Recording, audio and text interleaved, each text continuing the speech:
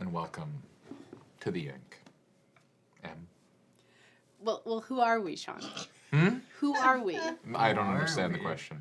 Oh, like, are we the things that we do? Are we our thoughts? Or are we the entity that observes the thoughts? This is a good question. Who are you? M? Welcome to Blackwater. We're good friends. Tell Oh, yeah, fuck. We're Blackwater. I'm so sorry. First and foremost, really you lost are the and organization saw us. that you play D&D with, and then you are the entity observing the thoughts in that order. Yeah. Well, we're really happy to be back. So it's been a couple weeks away as we have gone on adventures and done a bunch of stuff, but I am very, very excited to be back at the table with my wonderful friends and telling some sad stories. So I'm going to jump into some announcements. I'm going to acknowledge that we are streaming tonight from the traditional, ancestral, and unceded territories of the Coast Salish, Stolo, Semiahmoo, Kwantlen, Tsawwassen, and Musqueam First Nations, while tonight we dive into the ink and the seas beyond and below. We are honored to live, work, and ultimately play on these lands. This is the third of a 4-part miniseries using the Ink system by Snowbright Studios, this wonderful book right here. This series is created in proud partnership with Bookwyrm Games. As the name suggests, it is within our Godkiller canon and ties directly into Balance and Oblivion, as well as leaving clues for Endymion and Ash, our 2 subsequent series that will drop when they do, when we get to work on that. You can find Balance and Oblivion over at our podcast feed as well as on our YouTube feed. And a huge thank you to Chantel in the booth this evening. Also, more on this later, and you might not be able to tell, but we are actually in a brand new studio space. We hope you can't tell. We hope you can't tell. So yeah, we are in a brand new studio, so working out some of the technical bugs, but I will post another blog over on our Patreon showing a little bit of the behind the scenes stuff when we have some time to record that. Just want to say a huge thank you to the entire cast and everyone here at the Cascadia Tabletop Collective for getting everything set up and back on the rails. There's a lot of rigging in the ceiling above that we had to think about, and power cords everywhere. You never know just how much stuff there is to move until you actually have to do it. So thank you to everyone for sticking along with us. I also want to say a thank you to some of our wonderful viewers at home who have purchased things for us from our throne. Jay Kantz purchased a bunch of Philips lights for us, so thank you for that. There was a backdrop that arrived as well. I think that was an anonymous gifter, so thank you for that. Yeah, we've just been so fortunate throughout this move that people have just been like sending us stuff. So if that's something that you want to do, thank you. And you can type !throne in the chat to find all of that information. We're also going to be giving some copies of this Ink book away. I have 2 copies, and we're going to do that at the end of Ink's run, which will be next week over in our Discord. So you can type !Discord to head on over and find that. Finally, you can come join us on Patreon. Patreon is a wonderful place for behind-the-scenes content. There's a chat water for each episode of Ink. There's some background information. I'll probably do another little video talking a little bit more about the series for our Lore Gems with M for the November month because it's December and it's been a busy month. So yay, team. Thank you. Yeah, so before we hop into the game, I have a few other thank yous to say. Tim and I returned from PAX, where it was so wonderful to see folks and such a good time.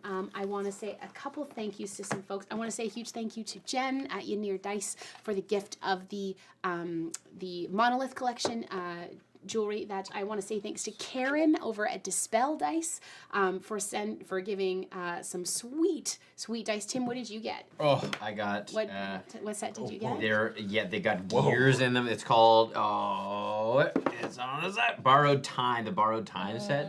It's absolutely beautiful. They're like They got gears and stuff in them. Oh, you probably can't see. But. And then I ended up getting, which one did I get? It was I believe it was the Moon Maiden. The Moon Maiden. And they are just like so pretty. They're very like shy, bioluminescent-y. I'm like so pretty. So thank you to Karen over at Dispel Dice for that. Got the new Force of Extinction Quick Start Guide from the folks over at 12-Sided Studios. If you don't know who 12-Sided Studios are, what the heck are you doing? Go check them out. They create amazing games as well as a super high-quality production studio out of the UK. It's Jasper Cartwright and a bunch of other folks. Ed Spence works with them a lot. So you should go check out Force of Extinction. If you want to see Force of Extinction being played, you should check out the new Transplaner series. Their new season of Transplaner is using this wonderful game. So huge kudos to the folks over at 12-Sided for that.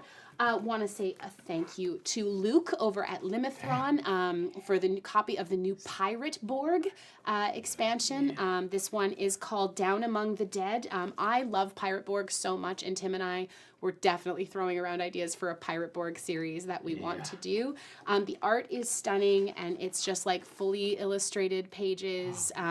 It's just like such cool mechanics, and the guy Luke who runs this is just such a sweetheart. So thank you so much, Luke. It was lovely to see you, and thank you for the gift. I also want to say a ginormous thank you to the folks over at Wizards for sending us so many books. I've got some brand new Fuddle duddle. Yeah, some brand new books. These are Forgotten Realms, The Heroes of Faerun, as well as Adventures in Faerun. These are the alt covers. So thank you, Wizards, for those, as well as the Heroes of Faerun player expansion and the Adventures in Faerun Dungeon Master's Guides, the regular books. So thank you so much to Blaine and the wonderful folks over at Wizards for all the gifties. And I think that's it. All right, I'm gonna fix my desk here because my goodness, it's just not as much space as it used to be, but that's okay. All right. So, without any further ado, leave your life behind. There is nothing left for you there.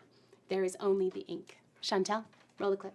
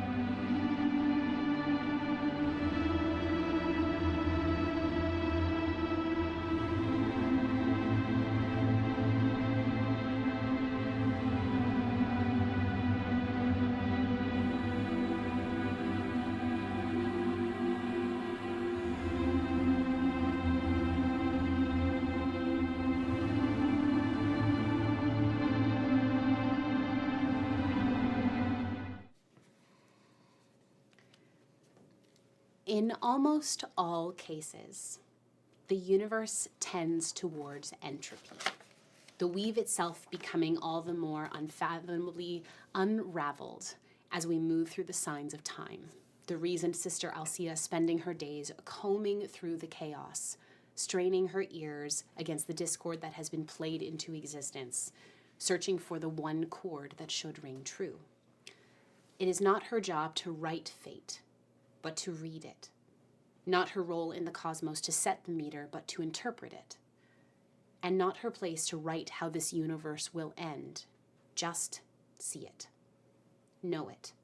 So that at the very least, there will be truth at the end of all things. At its beginning, however, the first divinity to arise was that of the sun. Light and stars, fate and time. There is not a shred of the universe, above or below, that has not been shaped in some way by one of their hands. Divinity is a powerful tool for change, but should always have some guidelines to it, rules and standards by which to create and govern. But as the universe breaks down, hurtling itself towards an oblivion that was always coming, divinity often unravels with it. Time is the most challenging thing here in the ink. its master burdened with his own punishments for his role in the universe's breakdown, time has been left to its own devices, left to wax and to move of its own accord, able to abandon any logical meter that was woven into the universe's creation.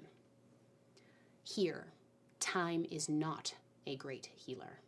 Time seems more interested in warping itself beyond reckoning, leaving the inhabitants of the Ink to their own devices as they navigate their burdens day after week after year after eon. Hektor, as you stand in this cave, the group having freed you finally back to some version of yourself after all this time, you watch as Agatha still has the note in her hand that she was read aloud, and you see it glow ever so slightly, like it wants to be in her hands, like it was supposed to be there. And you feel a heat against your back as Ash leans up close behind you. He leers slightly, his ember eyes flaring as he clocks the note as well. I want it. It's not for you. It should be ours. Don't you see it glow? It's important. It's not for you or I. You idiot. You don't even know what it is. She doesn't either, thank God, so we should just take it. I think I want to give it to her more because you want to take it. You remember nothing of your life. It's a memory shard, Hektor. Why should she have them? You should take it. No, She has enough of her memory back, but not all of it. and you have none of it. We should give that note to Agatha.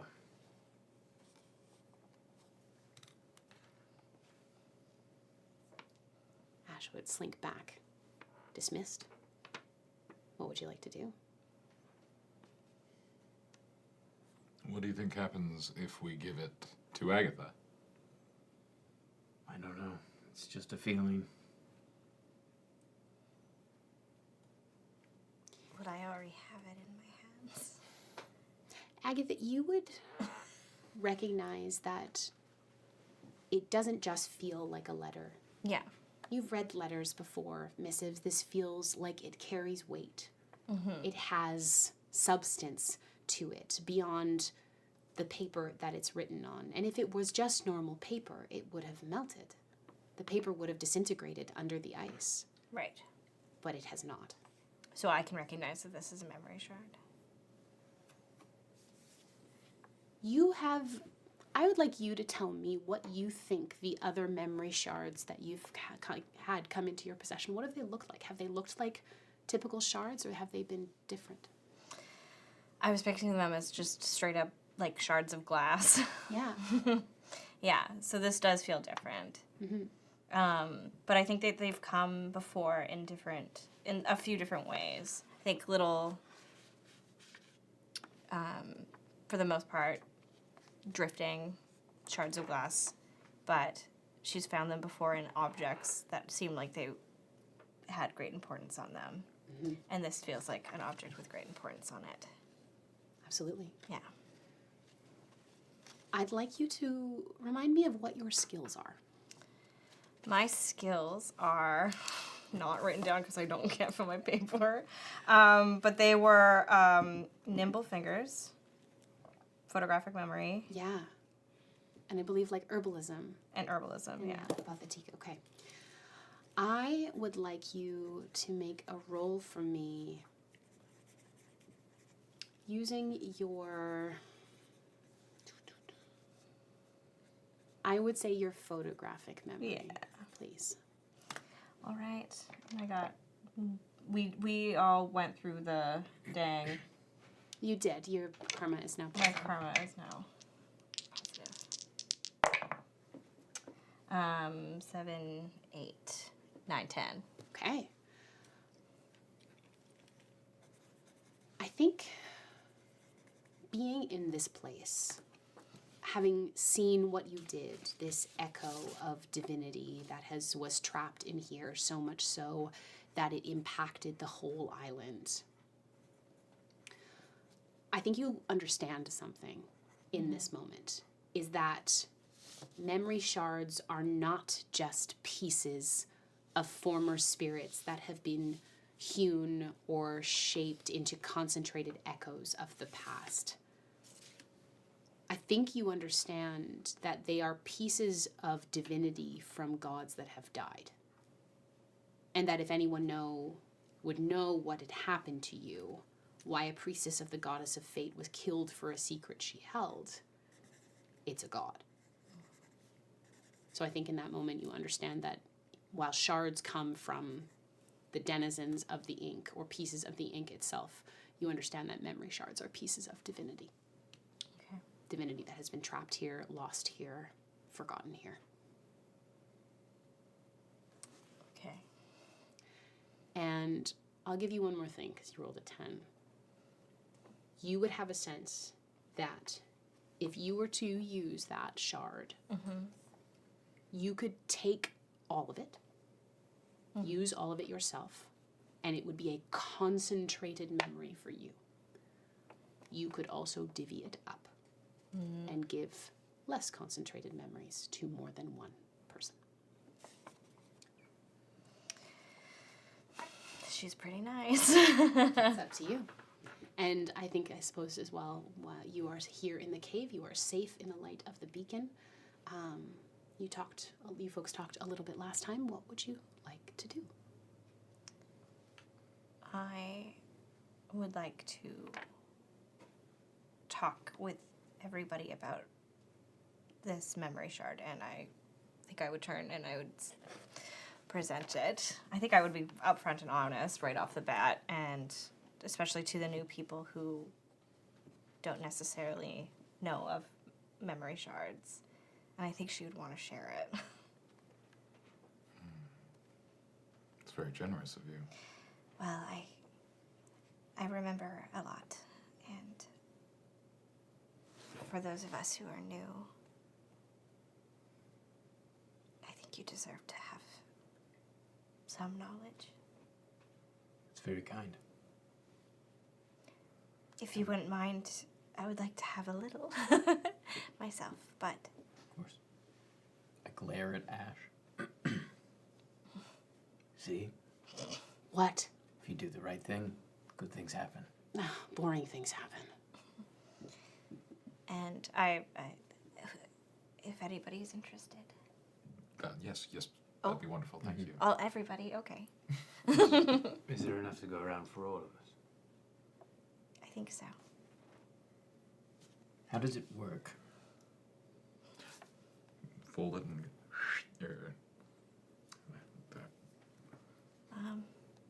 Normally I just crush them, but this is different. So maybe. Eat a piece? Eat a piece? I think don't know if you we did. need to eat it, but I I can think you did. split it across. Rip it into quarters. Rip it into quarters like a pizza. Do you remember pizza? No. What is pizza? I vaguely remember that to cut it up into quarters would be unwieldy. It's the only thing I remember. Generally eighths or so were the way of it. You've never had a quarter pizza? I honestly can't say for sure if I had. I just have a deep core sense that a quarter of a pizza, you'd have to fold it no be matter hungry. what. She begins folding up the letter into quarters. Amazing. And do Yeah. you tear it and separate it? Yeah. Yeah? Okay. So you're distributed each a piece of memory shard. I'll take one and hand over. I fold it. Is this pizza? No. You know so deeply in your heart, even without having to roll for it, that is not pizza. And you will likely, in the ink, never eat pizza, and you feel a little sad about that. Yeah. Face said likely. If we get a happy ending, everybody can come to Agatha's and she'll When- make the pizza. You reach the center of the ink. When you make it to the light, you know what the light is? It's a big pizza. It's a pizza party. Sorry, we just had some pizza. Do Pizza I on have the brain? pizza on my Pizza face? brain. Pizza on the tummies. Words on my face. All right, so does anyone choose to imbibe? Yeah, like Yeah. a little tab of acid, place it on my tongue, and let it dissolve. Okay, who would like to go first? I think you just did. Yeah, I think I just. Okay. Hadeon, you have the sensation of waking up and going about what feels like a morning full of purpose. It is a solemn purpose. You are alone. You are in a dark building made of gray slate and stone, obsidian and glass. And you start putting on armor in front of a mirror.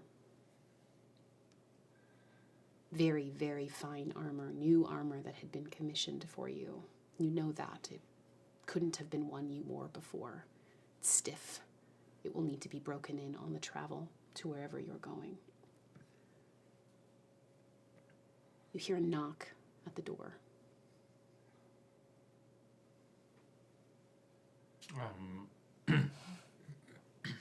Yes. The door cracks open a little bit, and your wife, Lucretia, walks inside. What does she look like? I think she's tall, where Hadeon is sort of lighter in his complexion and hair. She's dark. Dark, jet black hair, olive-skinned.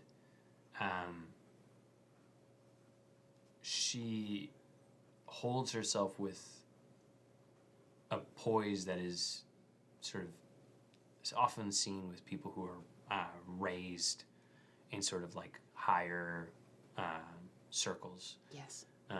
She was absolutely born noble. And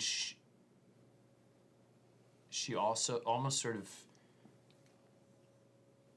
in her manner, even though Hadeon is someone who is well respected and has a very, sort of grand title, she looks at him and treats him as though she settled for him. Not in a sort of like a rude way, but in like I could have had anyone and you were a choice. Not an obligation that would have usually been the way that marriages were done. So there's a sort of like a weird, interesting power dynamic where even though she is the wife of this person in this high position, she does not act as though, she acts as though he's her lesser. Okay.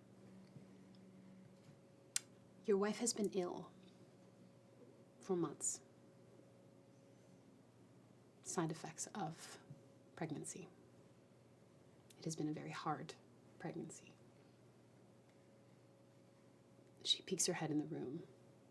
You see she's wearing a robe. She's bags under her eyes. She looks tired.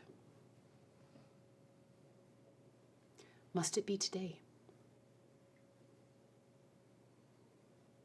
You know, if I could have done it on a different day, I would have. It has to be today. Could you not wait a month, 2? What if something happens to you? I need to take care of this before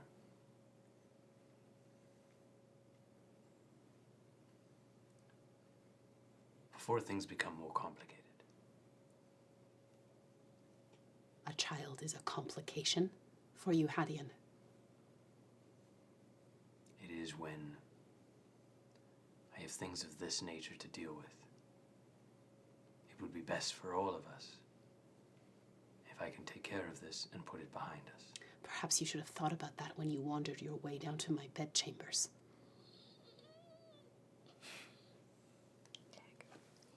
You knew and know who I am just as well as I know who you are. It takes 2. Yes, but you're not the one who will be shunned if it's not a boy.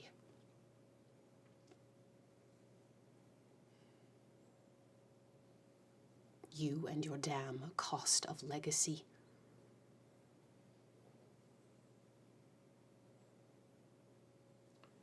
And here you go, off to war. A war that doesn't have to happen. A war that you are going and making on a people, a whole people, with no defenses. Men, women, humans, children.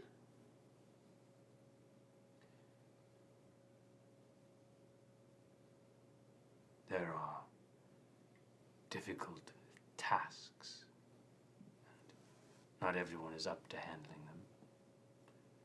But I am, and I will take care of it. You might not be able to see the good this will do, but this will bring good.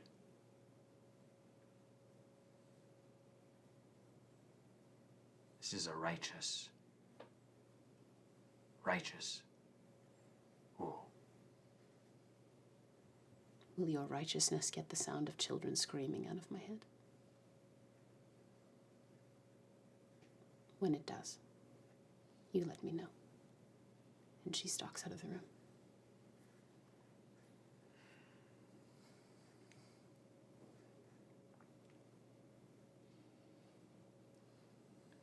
Hadeon would finish buckling up the armor.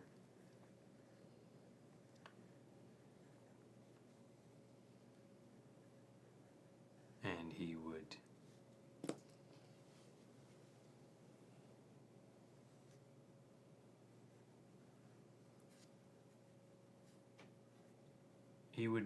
I think he would look at himself in the mirror and realize that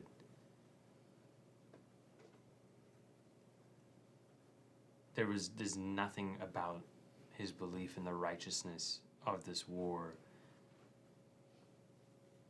that made it any easier, but for him, he never had a problem forgetting the screams.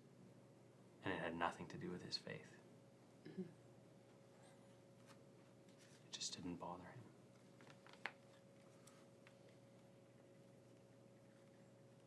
And it fades. As you watch Hadeon stand silently, probably for about a minute, lost in some form of reverie before he comes back to.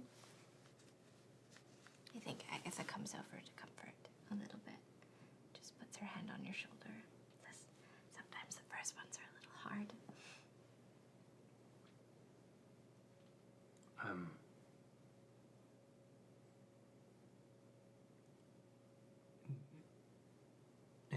Is the ink a place that people who are bad go? No, not necessarily. I've met a lot of friends here. Well, I'm good friends with Locke. In my opinion. And I don't think I'm bad. But did you do bad things? No. I don't like to think that. If it is a moral failing to leave something behind, then it's all bad people.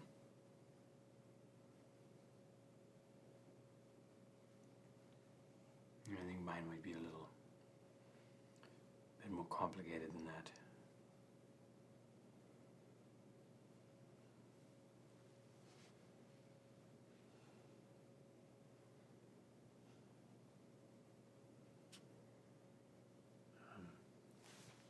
Who's next?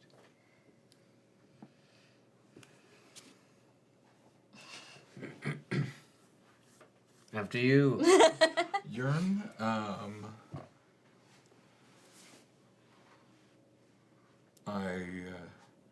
Yearn has engaged with a memory shard before. That's how he knows that her hair was black. It's been a very long time. Yearn's gonna hold off on it. Oh. The last time I had one of these, it Took me a great deal to focus. I may need to prepare myself. That's okay. I'll defer to you two. I'll do it. Sure. I'll let everybody know that you won't die. I mean, you will die. It's fine.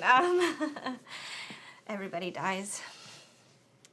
And she begins tearing up the paper. Okay. You see yourself walking past your room in the temple Okay. that you were raised in. And you hear yourself humming inside. So whatever position you are seeing, you are not you. Okay, work. So you are inside your room. You can hear yourself singing, but whatever body you are inhabiting in this memory is not yours. Wow. Okay. So you walk, pausing briefly at the door to clock that, yes, Agatha is in her room. Your pace quickens down the hall as you rap on the door of the high priestess of this temple's door. You hear enter from behind, and you swing open the door, and you see a tall, fair-skinned individual who is completely bald, with tattoos of platinum and silver inlaid in their skin, runes that run up and down the sides of their face, down their neck, onto their arms, symbols of their station, of their accomplishment, of how much they have been able to intuit for the reasons Sister. Long robes of white and gray and a cornflower blue. And this individual, bright blue eyes with angular features, looks up to study you. What? Is it done? Have you started it? Yes. Good. How are you doing it? She can't know. Quietly. Good. It must be tasteless or scentless. Both. Good. What if she gets a vision of it? That's what this is for. Good. There's hope for you yet. Really? Yes? You do this. This is divine providence. This is the work. They say it's about what you receive in, but no. It is about controlling the flow of information. Of course. She cannot be allowed to see anymore. I know. Well, I'll leave it in your hands. I don't want to know more than I need to. What's the deal? Ah. Well, we can start with larger quarters. Mm-hmm. Perhaps a promotion in a year? Mm-hmm. Where will she go? Far. Good. Very far. Good. We keep her here till we know it's working, and then we send her far. Good. And, as incentive, you may go ask the book a question. Thank you. You're welcome. Knowledge given, knowledge received. You're dismissed. Thank you. You walk back down the hallway. A bit of a spring in your step as you hear Agatha humming to herself in her room. You hear a note or two falter. Like she can't quite remember what note she was supposed to sing in that area. And then it fades. Agatha, who's sat crisscross applesauce on the ground, sighs. She picks up her hair off her face. For the first time, you see that she has scars across her face in this pattern. And when she gets stressed, you can see them sort of glow. And she lifts up her hair, recognizes what's happening, and places it back down. Aren't these frustrating? Do you remember how you got these? In a way. It's not very pleasant.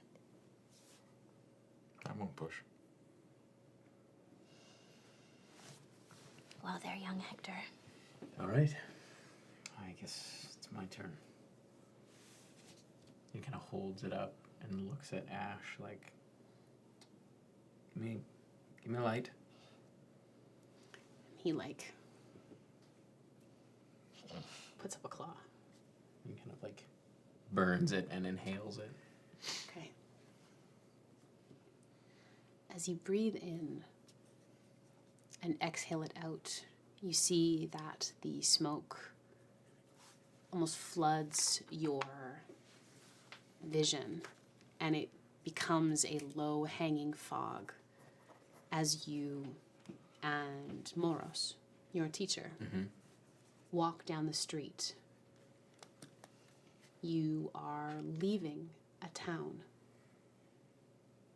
You've been there for a while, and you started to notice that the longer that you were in towns, more people began to die.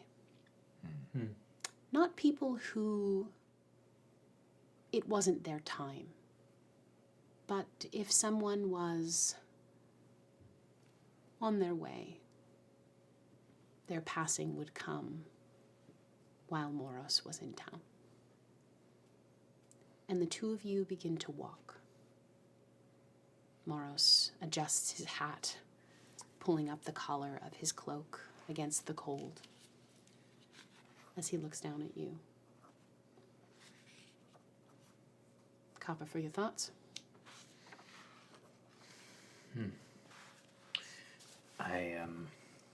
I wonder sometimes if we are a bad omen, you and I. An omen? How are we a bad omen? We do good work in these towns. We always have. Yes. But there seems to be a sadness in our wake.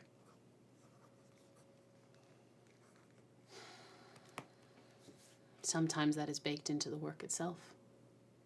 Our work is not always happy work. Suppose you're right. Usually am.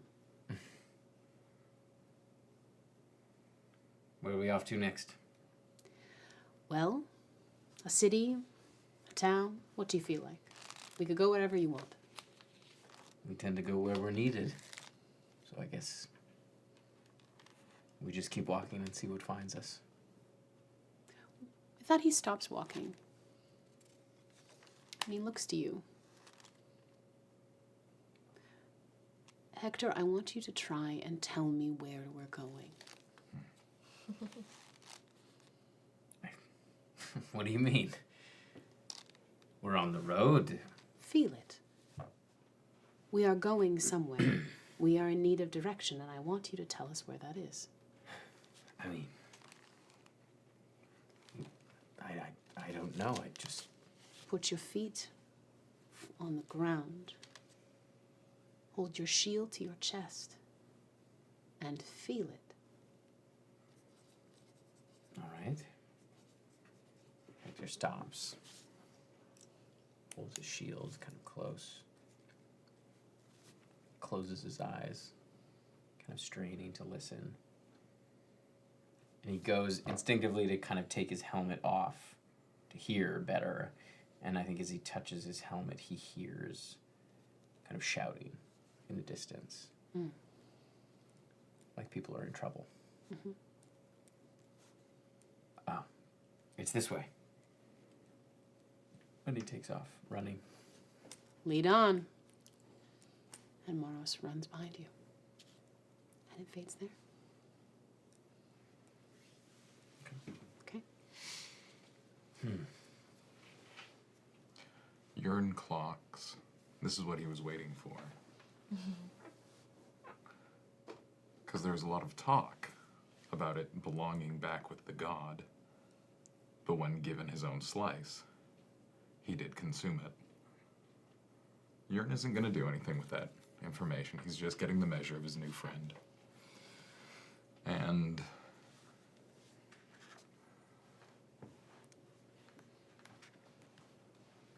there's a real pull to imbibe this thing. But he knows he's already on the path to find her. And the little pieces that he does know about her have been kind of driving him mad. It's really difficult not to think about what he doesn't know. And he knows that this will just be a piece of something far larger. And so he did like the idea of giving it back to the god. Is her hand still glowing? She's gone. She is Wait, faded. did you not describe? Wait, what? Did I misunderstand something right off the top? You might have. So I thought it was glowing. Was not the glow? The letter itself was glowing. So the shards in front of you are glowing, but Agatha had realized that the memory shards are actually fragments of divinity. What was the right thing to do that you said? Give it to Agatha because Ash wanted to take the whole thing. I misunderstood. That Agatha should take it. I have been Yes. so judgmental of you. I am so sorry. But you wouldn't have heard 'Cause Ash Ash. wanted- No, Yeah. right. You wouldn't have heard Ash wanting to take the full thing because that would have been inside Hector's head. Yeah. Interesting. Oh no. No, you gotta take it. Sean Deppner made us silly. Are you all right? Who, me? Yes. You want to know my name? You all right? Oh, God. Oh, no. He doesn't. Oh, no. So there is this... Oh, gosh. It made so much sense to be able to return this from where it came from, but the idea of, like, taking someone else's memories, especially that of a god, like, feels so, like, sacrilegious. It feels like desecrative. But Yearn has been given this piece of it, so he doesn't quite know what to do with it. You're not stealing anything. That's not what these are for. What are they for? That's a very hard question. But I don't think that there's any selfish act in trying to learn more. I think it's maybe selfish for me to not take it, but just because these can reveal who we were, that doesn't mean that there isn't a purpose for them here. There's a great many powerful things that can be used to do wonderful things that aren't what they were built for. I know that those of us who are here covet these, but I'm not sure that's what makes them valuable. I think he'll just sort of fold it. Yeah. Gosh, Tuck it on your person. He barely has clothes. He'll I would say you would probably have like a hewn pocket. yeah, in he's your, got like, a pocket. Pants. Yeah. If you don't want to take it, I will. No. Okay. No, I'm gonna hang on to it. You can save it for later. I'll know when I see you. I believe that you'll know when you know. You know? You know? All right. He is resource guarding a little bit. What would you like to do here? Well, we should go find the well light, right? I'd love to see your boat. Oh, We're talking about a boat. Let's haven't pop seen- aboard. No, I haven't. yeah. It's right this way. She's a beaut. Okay. So you make your way out of the cave, heading back down the shore of the Varfuri Lua. It almost looks entirely different. Hektor, you would have no context for this, but all of the snow and ice have melted, essentially, and are gone.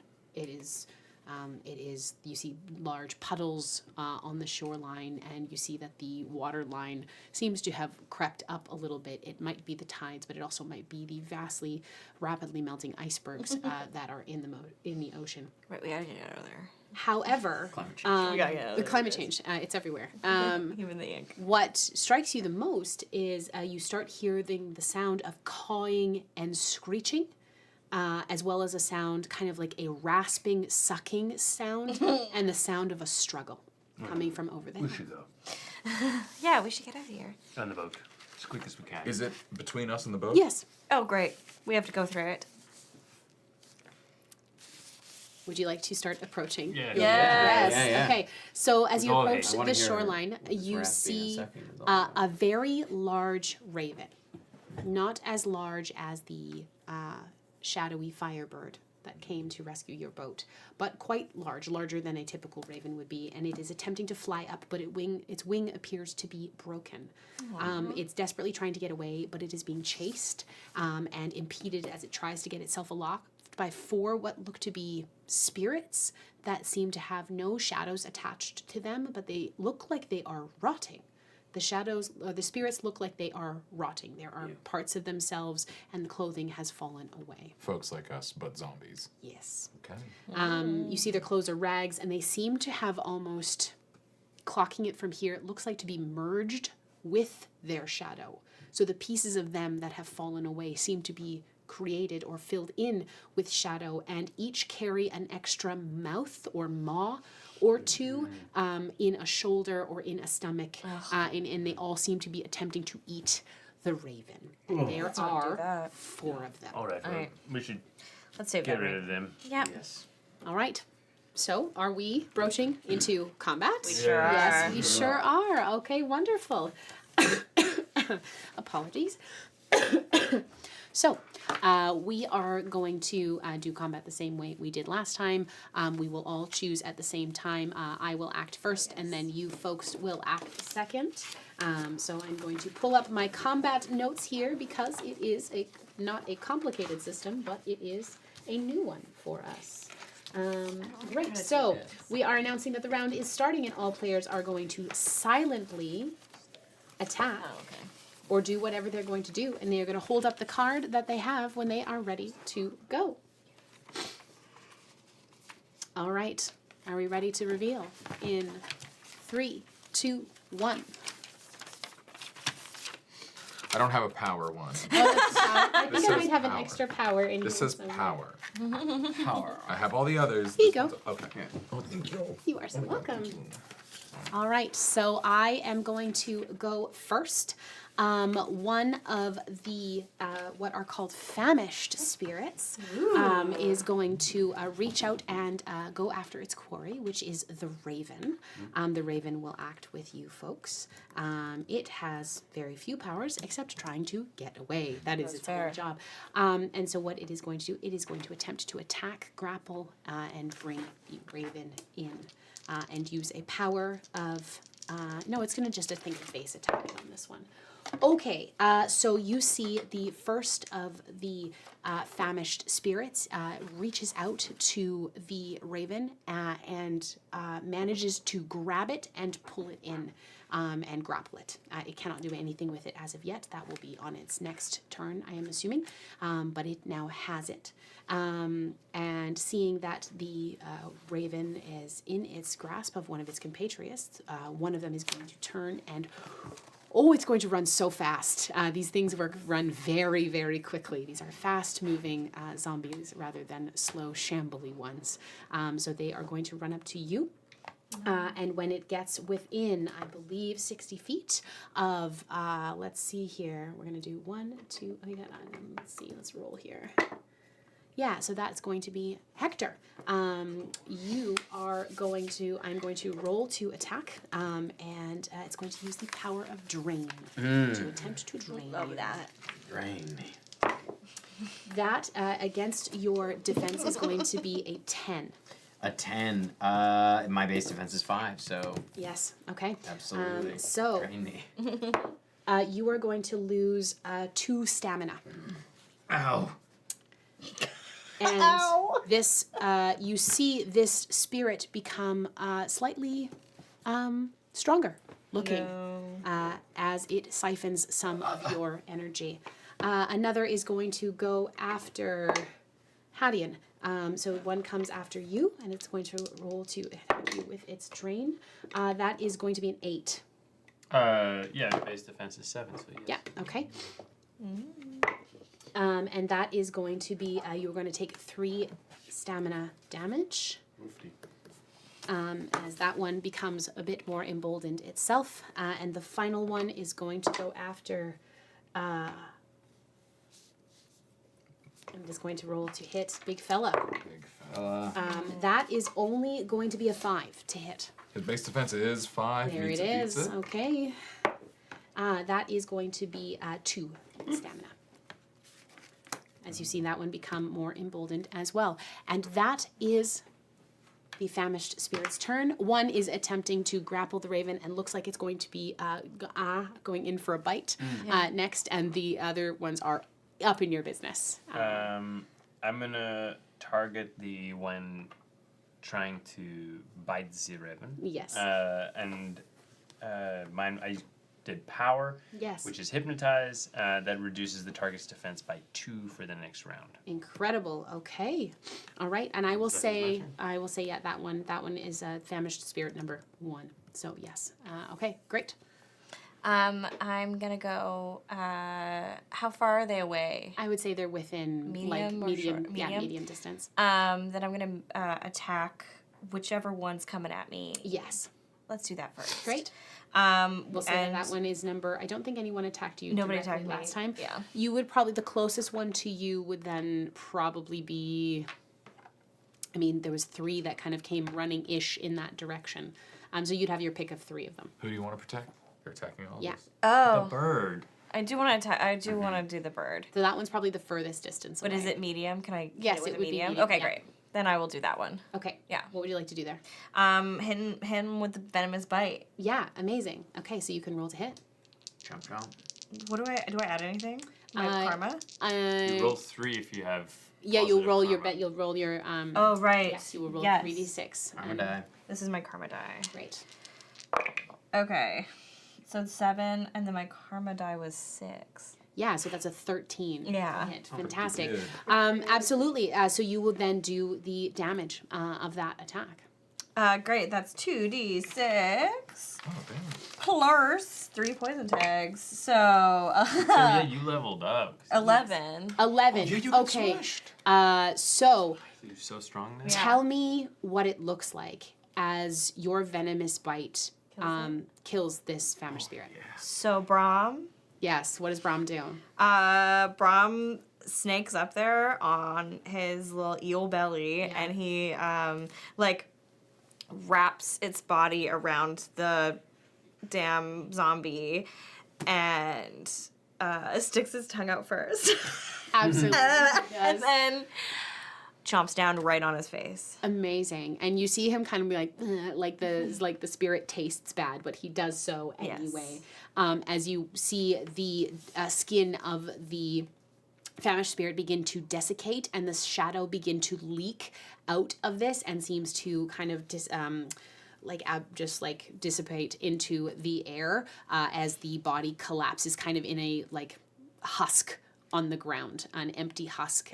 With Brahm's like, ew. yeah, ew. And then Brahm kind of falls away as the raven is now free. Great. And so that is your turn. Fantastic. That is one of them. We got That one, is. y'all. And that was the one that had The -2. the -2. So these ones all have full defenses. What would the 2 of you like to do? I think Ash would swing around and attack the one that's on me Yes. as it kind of like just grinning ear to ear. Yeah, excited. he loves this. Yeah, absolutely loves combat. He's having a great time. As like Hektor's got a shield up instinctively, or no, doesn't. Yeah, has a shield. Yeah. Yeah, has a shield. You would have your shield, and Ash would kind of come out from around you to try and encompass this rotten-looking spirit. With its, chomp. yes. Okay, I have good karma. You Positive do. Karma. Hell yeah. Here we go. Okay, that's a 9. Yes, absolutely. That hits, and you can do your damage. Nice. Okay, that's 2d6 plus a burn tag. Okay, only 3 Okay. plus a burn tag. Okay. So you see the fire. The fire begins to start scorching this, and you just smell this like awful rotten flesh. But it seems to catch mostly on the clothes, not on the actual spirit itself as of yet. So your attack did hurt it, but it's still looking quite hale after siphoning some damage away from the rest. Okay, so I think it is now. We got the zombie. Yes. What is it called? You used it's not. What's the term that you use for these? A famished spirit. A famished spirit, munching on my boy Big Fella. Yes. Yearn is gonna put a hand on Big Fella and just say, "Stay put," and he's gonna try to like get really close to this famished spirit to try and discern like if it's a person.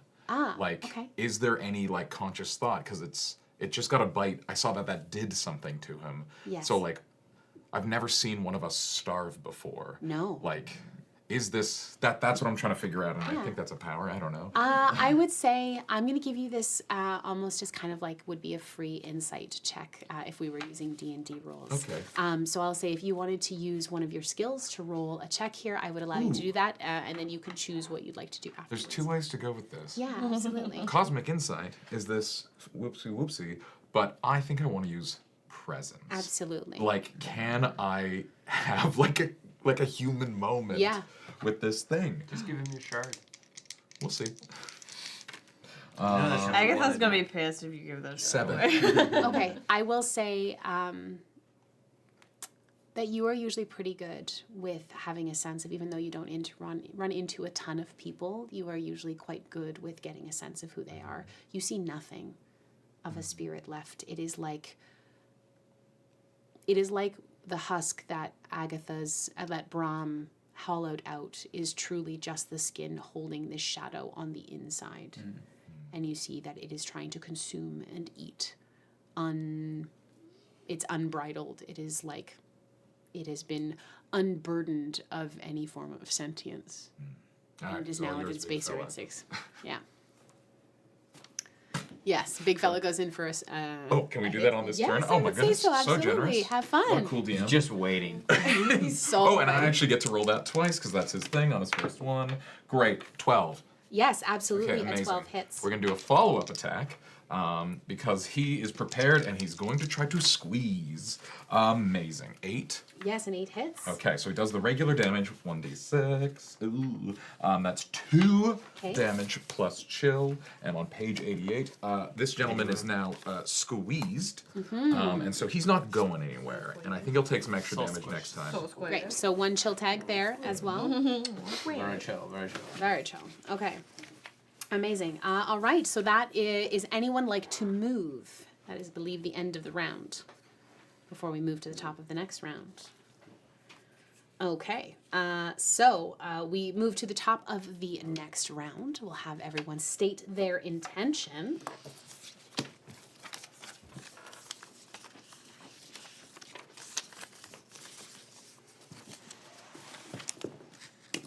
All right, are we ready? In 3, 2, 1, let's turn those around. Oh no, sorry. Wait, can One. you not do the same thing twice? You can do the same thing twice. Work. Yes. I put it down on top of the old one and then I picked up the whole stack. So the thing about Drain is that I cannot use it in consecutive rounds, so there has to be one. They round in can't do the between. same thing each time. Embarrassing. And the one that had not used the Drain, you killed.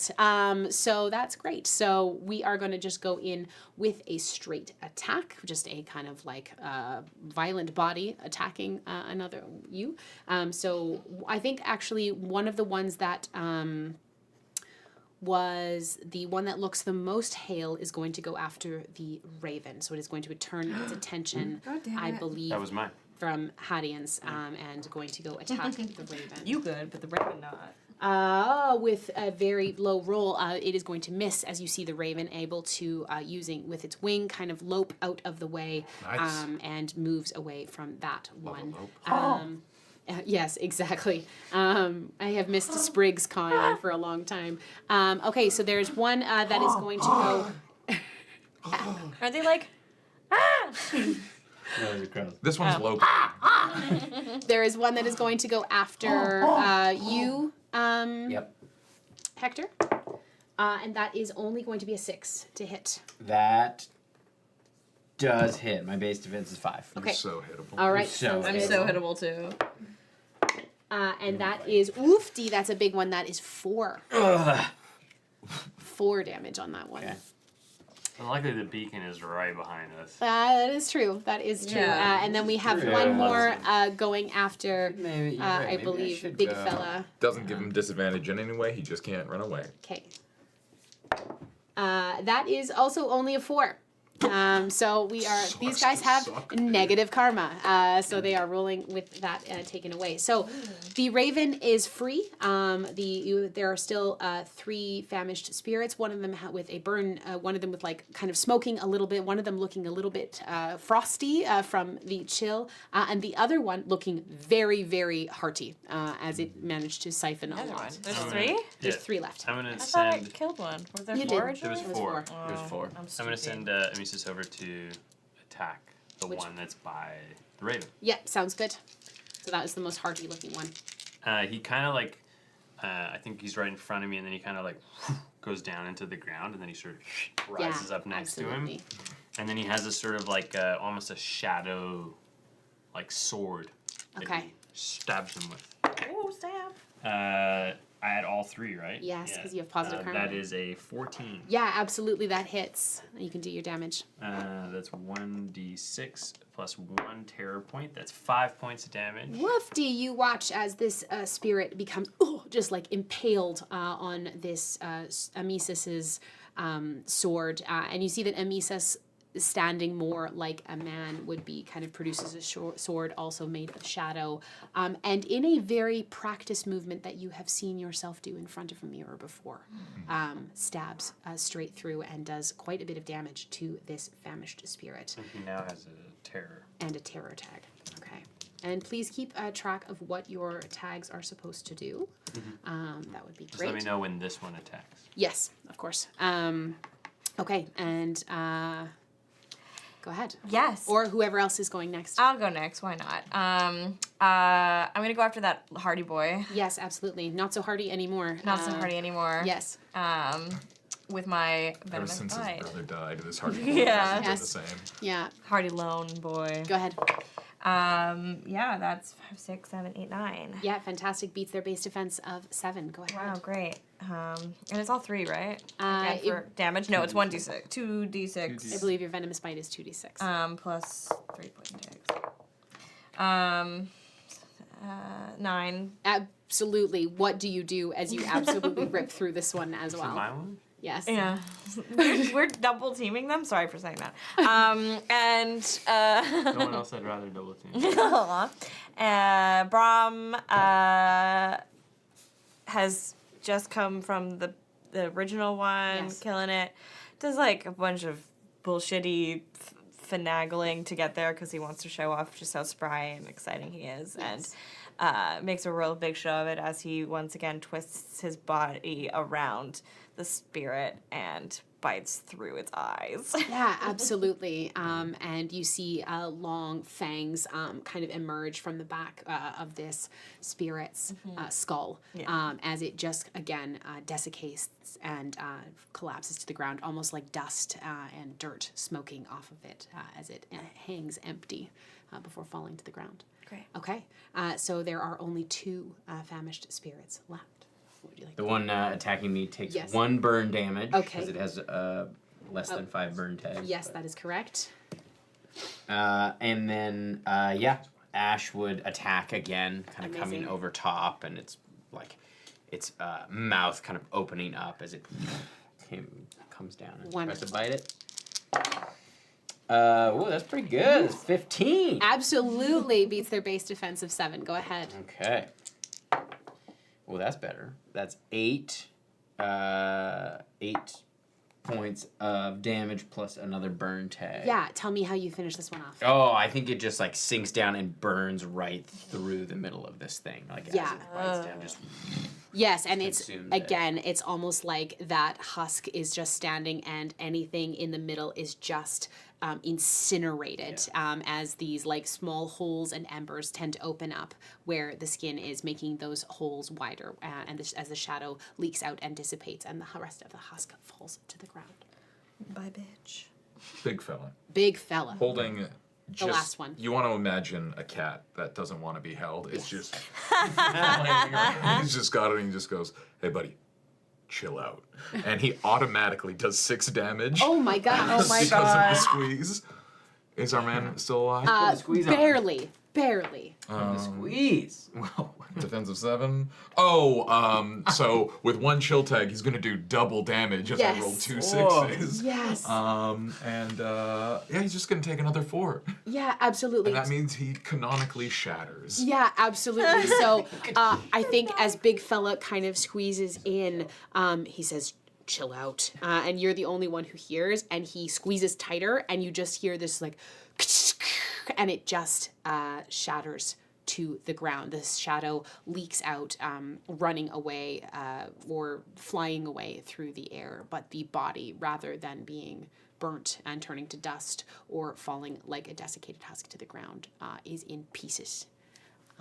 And we are out of combat. Bye. As you see where these bodies have fallen, you see 2 shards, like real normal shards, not memory shards, kind of fall under these piles of these husks that are left over from the famished spirits as the raven begins to limp towards you. What would you like to do? go over and see if it's okay. Yeah, See, can we check talk out to its the wing. Can we talk to the raven? You can attempt to. So you head on over, and the raven is kind of limping through the piles of the bodies, just kind of, and you see just like kicking the piles pissed. of bodies. It looks angry, and it just, and it's like it's crowing away at. Like, what? Sorry, Tim. Ha ha ha! Yeah, it's angry. Thank you, Tim. Agatha back goes,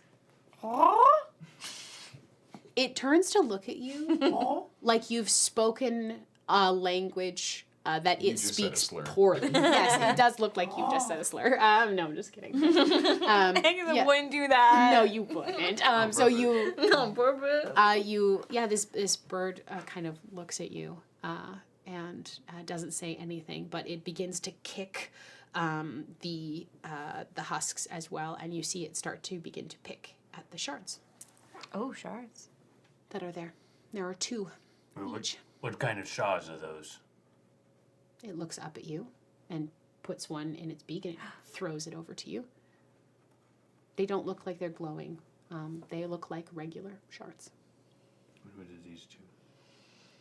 There are 2 apiece, and because I am a kind game master, while I would love to kill you more, this is how I get to give you more powers. Game mechanics are meant to be adapted for the mediums they're told in. If we were running a longer campaign, I would kill you more. But we aren't going to be able to do that, and that's AP, baby. So if you would like to each take 2 shards that are here, on page 82 in your books are tools about evolving. My question, I have a question about this. 2 each, but I have a question about And you this. can spend the shards. Yes. The raven doesn't want any of the shards? No. Could Can I I? ask her why she Yeah. Could we put one on the wing? It doesn't seem to have language as of yet, but you can certainly try to give it a shard. I don't want to give it. Well, shoot, Agatha Can would. I would Damn love it. to see if I can tap into some cosmic insight to what is there? There's been a lot of bird iconography. So much bird. It's like it's an omen or something. Yeah, and so Yeah.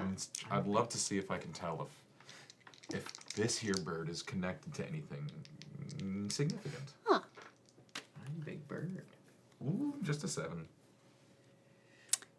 You know, you've been in the ink a long time, and it's pretty common to see some form of bird life around.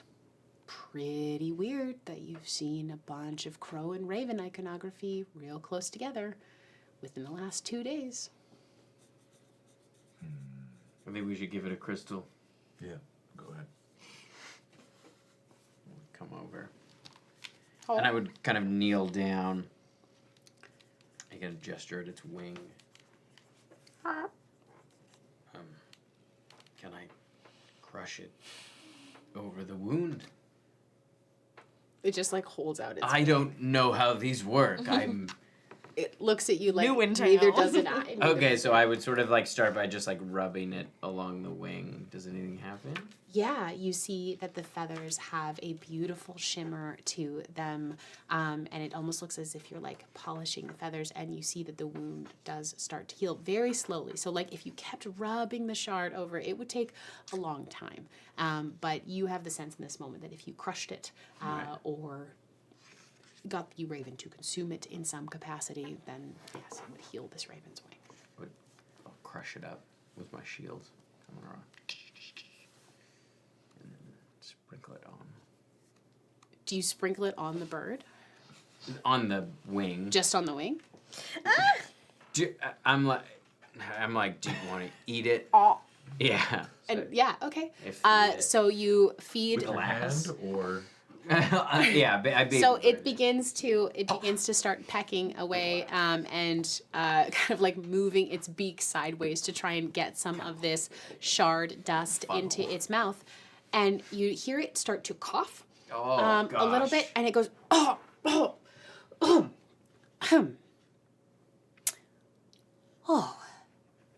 that is so much better. The queen. Hello, Hi. thank you for healing my wing. Of course. What is your name? Who are you? My name is Hektor. I am Odan. Oh, damn. Nice to meet you. Oh, damn. I am lost. Do you know where I am? I'll be honest with you. I am a bit lost myself. Okay. We were all sent here, I think. I'm not quite sure why. Who's we? The rest of the ravens and crows, we got stuck. Do you need another shard? No, we're stuck. Like we've flown up as high as we can, but we can't leave and we can't find home. I'm supposed to return to Manta. My lady needs me home. When you say that you flew up, Yes. did you emerge in this place from beneath the ink? No, we came down. We fell down. And we were here. But I have tried to fly up to be opposite, but I cannot find the top. I have to teach the concept of death to a bird. I don't know why I cannot find up. I need to go home and find my lady. I'm also looking for a lady. Oh, what does your lady look like? No, Her you're hair not is these black. two. My lady's hair is black. Is her name Vera? No. When you said you were What is supposed her name? Why, I've just always been told that she is my mistress. But you know her name isn't Vera.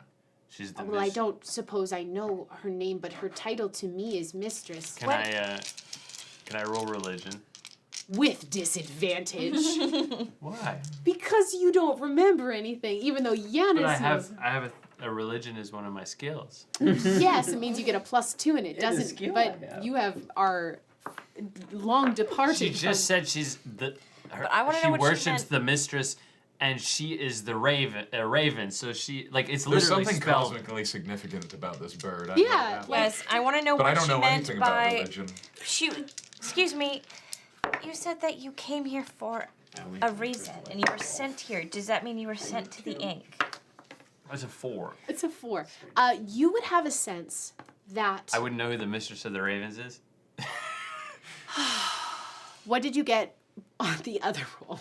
It was 2 1s, okay? Yeah, okay, so one, what you was a Yeah, disadvantage. yeah. What was the. A 2 and a 3, so for a total of 6. Oh, okay, so had you maybe rolled better, I maybe could have told you. But no, you have a It's in the sense name. that this is.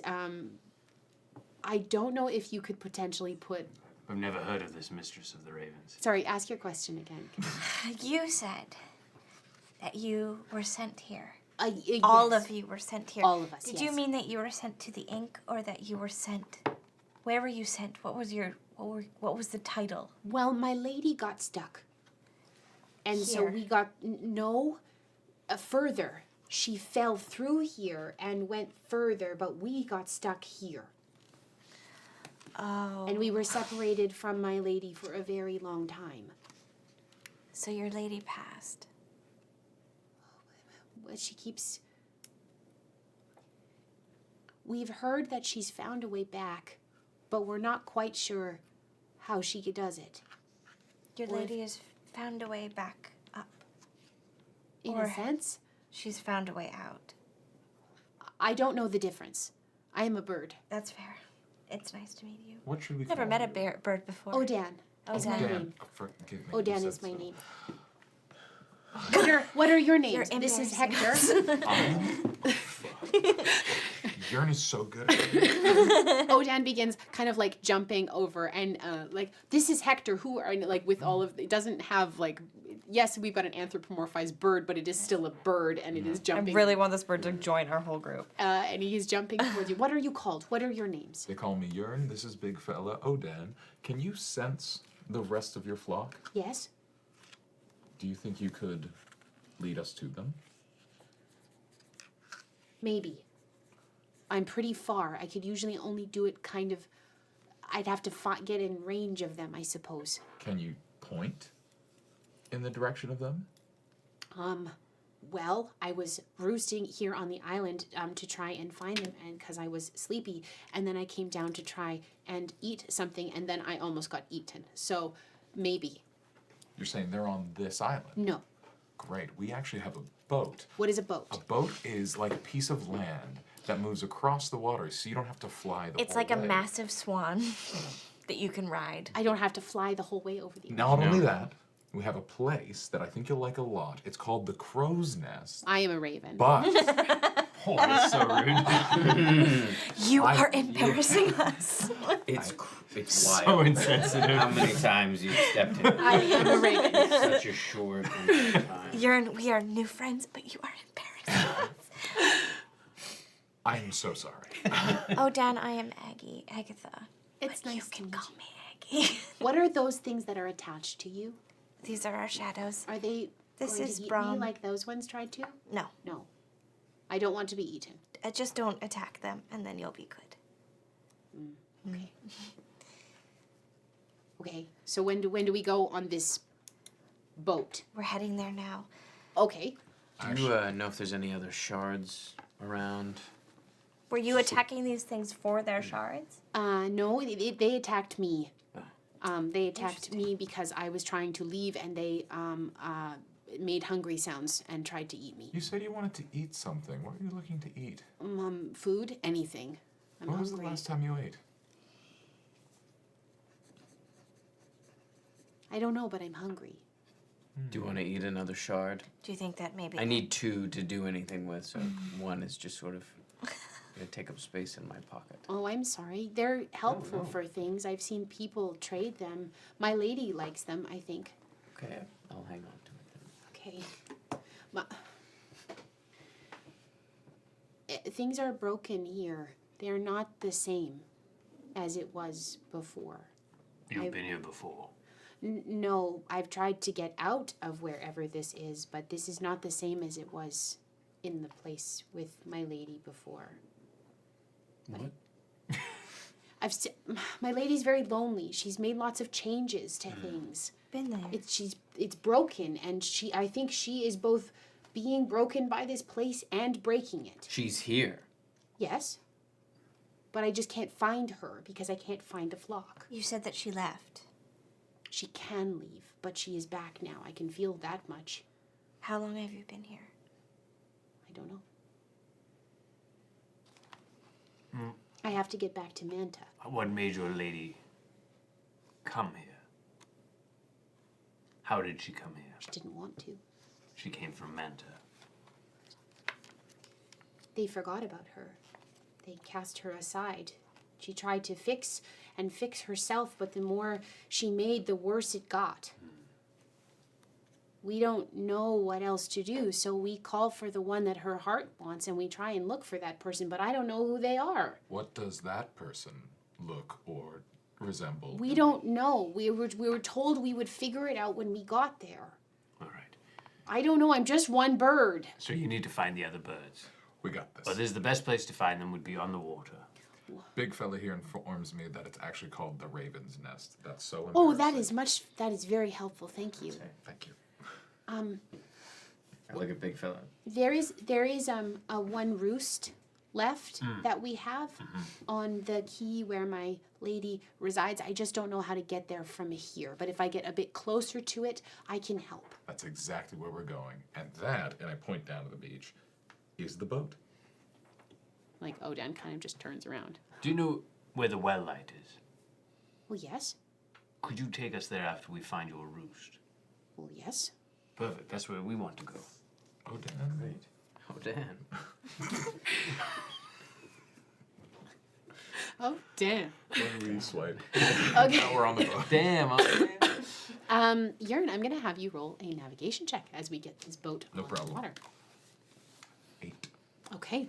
So you have not heard of Manta, but you have heard of the Mantis, which is an island chain consisting of kind of 4 islands with a small, what would be island in the center of it. So it's like almost like 4 big islands around and a giant, like shallower bay with a small kind of island in the center of it. And you passed by it, but you were swayed off course by a storm and then never found it again. So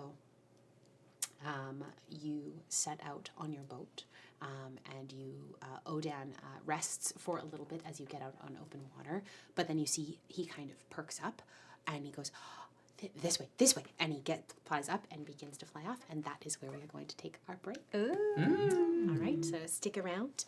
We will be back in a tight 10, so grab yourself a snack, grab yourself a beverage, and we'll see you soon for part 2. Okay, bye. Bye.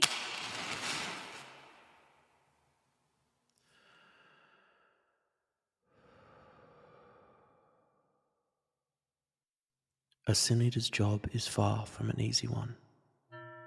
The afterlife is broken, fractured by old magic, ancient pride, and promises never meant to be kept. For the dead to move on, their sins must be consumed, taken into another, and carried away. Atop the hill, a Vagrius manor awaits, rooted in rot, dressed in ivy.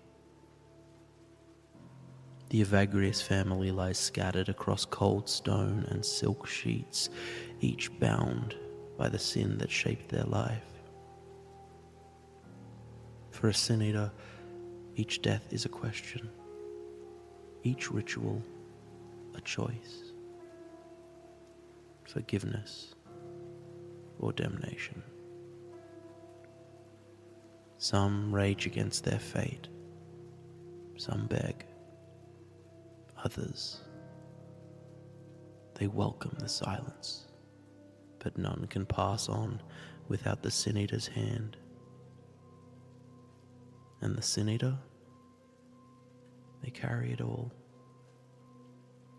Grief, regret, guilt, memory.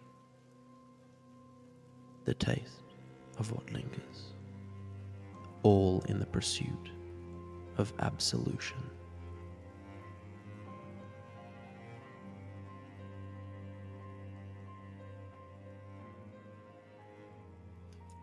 I know that when I do pass along these notes, I will cease to be.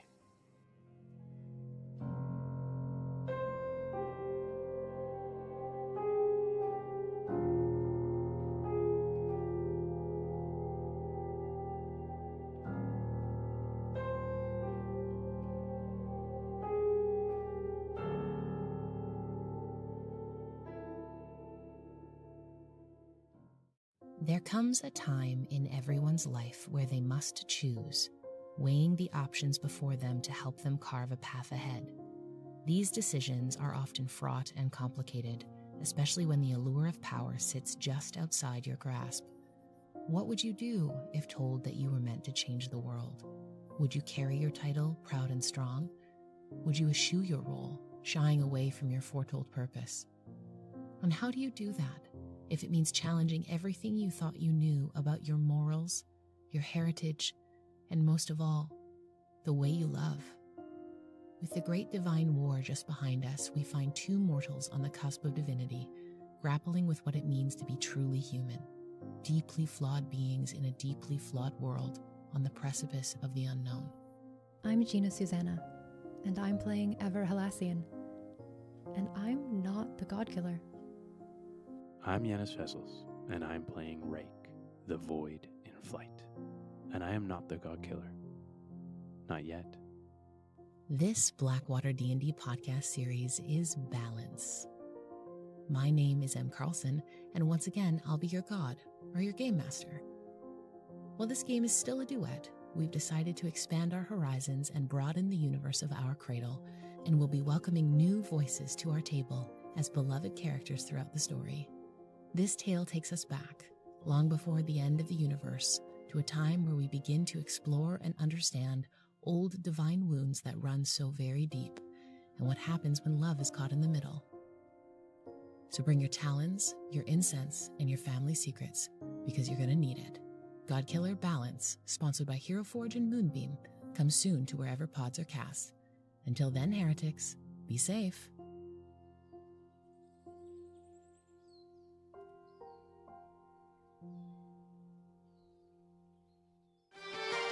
When the world is in trouble and you don't know what to do, gotta call Blackwater and they'll kick some mess for you.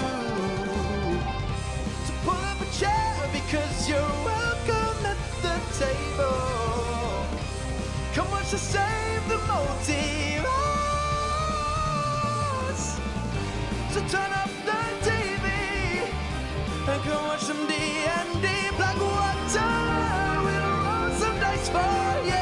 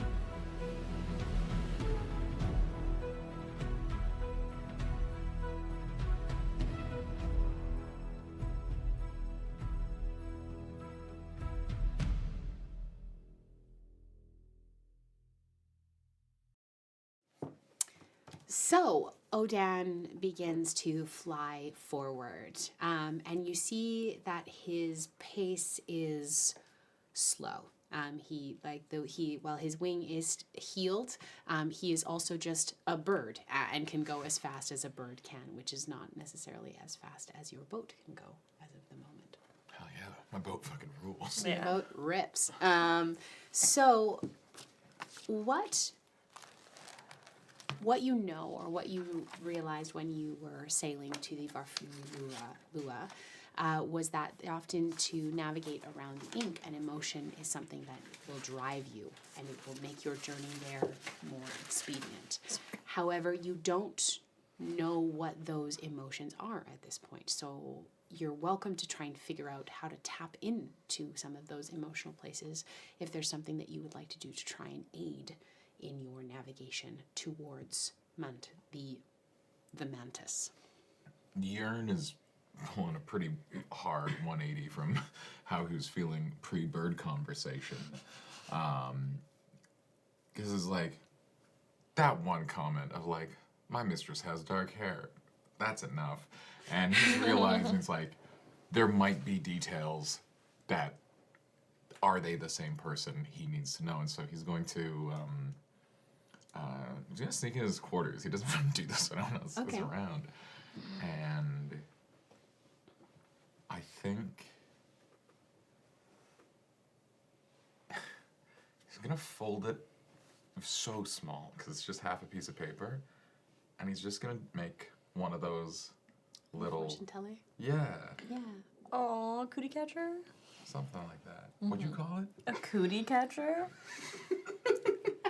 What? That is also what they're called. Thank you. You were never in elementary school. I heard a Wow, word were that you never sounded like cootie, but isn't cootie. I'm leaving. So you begin to break down this shard. And I'll let everyone collect themselves while I do something list really of words. sad. Okay.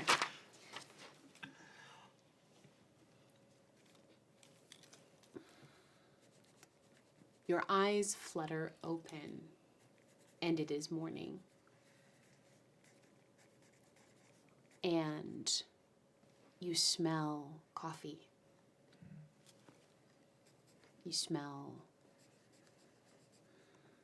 might be bacon, breakfast of some kind being cooked. And you hear singing coming from the kitchen outside of your whatever room you're sleeping in at the moment. Your bed is big enough for two, but there is only yourself in it. The blanket on the other side has been pulled back, and you see it is a beautiful day outside. What would you like to do? In this memory, do I feel any time stress? Like, do I have anywhere to be today? No. Then I stay in bed and listen to her singing. And if the window's open, I want to see if I can hear the birds singing as well. I would say had you woken up a bit earlier, you might have heard the morning birds.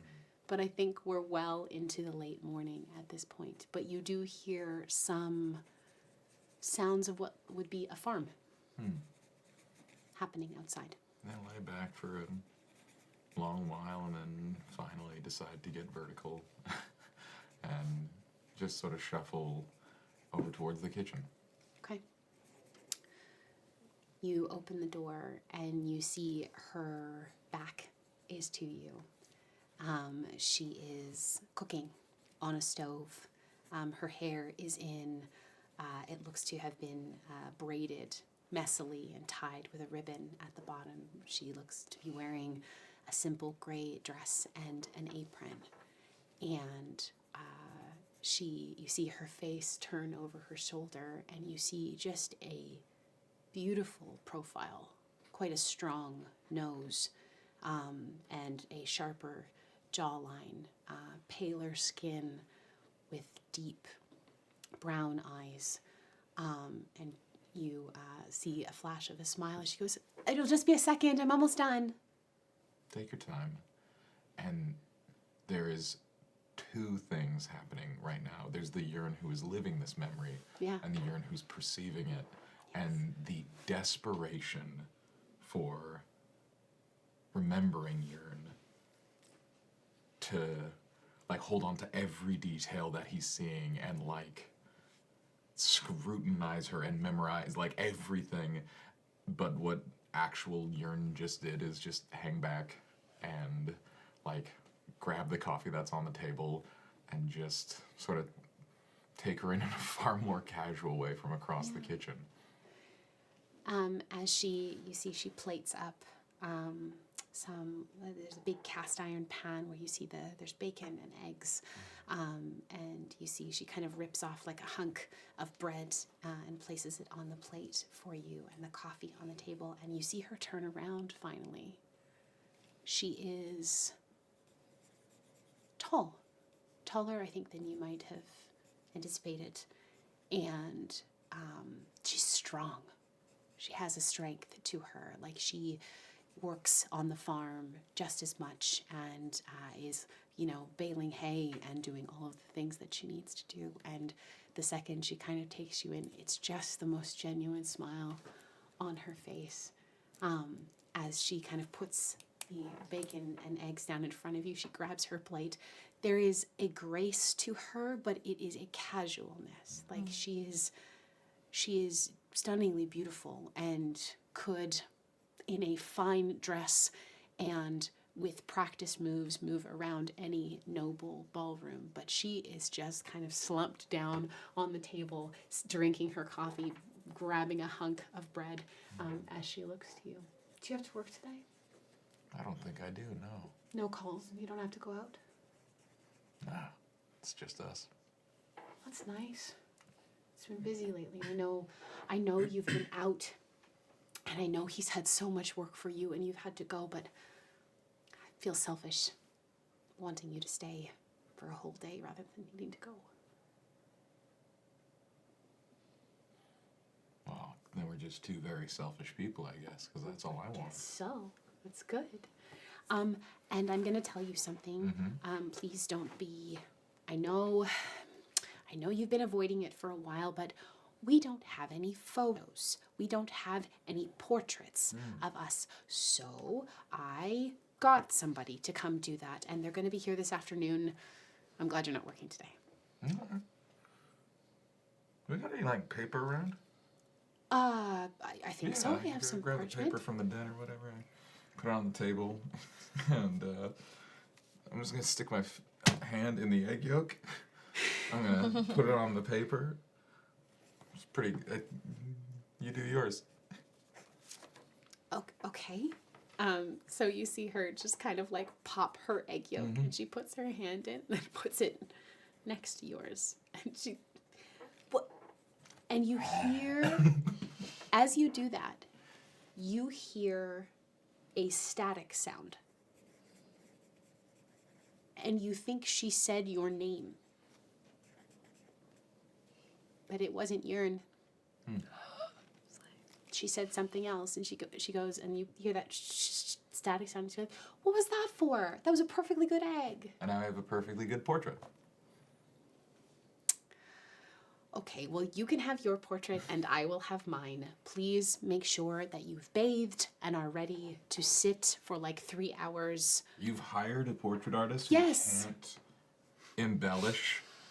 He's not going to work my smell into the portrait, I presume? So that you look put together. Do I not look put together? You look like we were up. a messy man? You look like we were up very late last night. That's the way I want to be put together. Well, should we match? Sounds like he's not going to be here for a little while. Well, you better finish that breakfast then. Which one? And she laughs. She laughs. And you see she flicks you with her towel as she finishes her last couple bites of breakfast walks her plates over to the sink.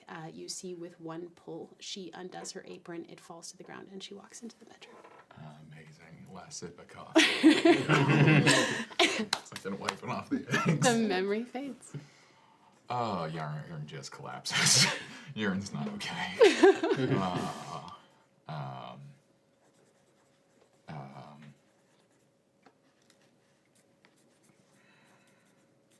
Yearn is so angry.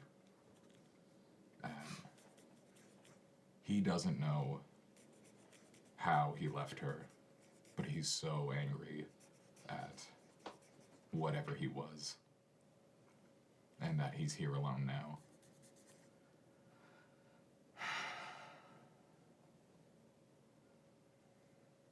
And big fella's here, right? Big fella would have been not far from you. It's almost like when you're in a shard, your shadows almost act like spotters. Yeah.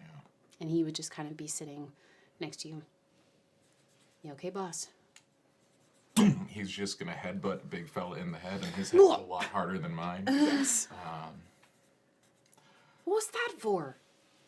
What was that for? I don't know what you're talking about, and he's gonna leave.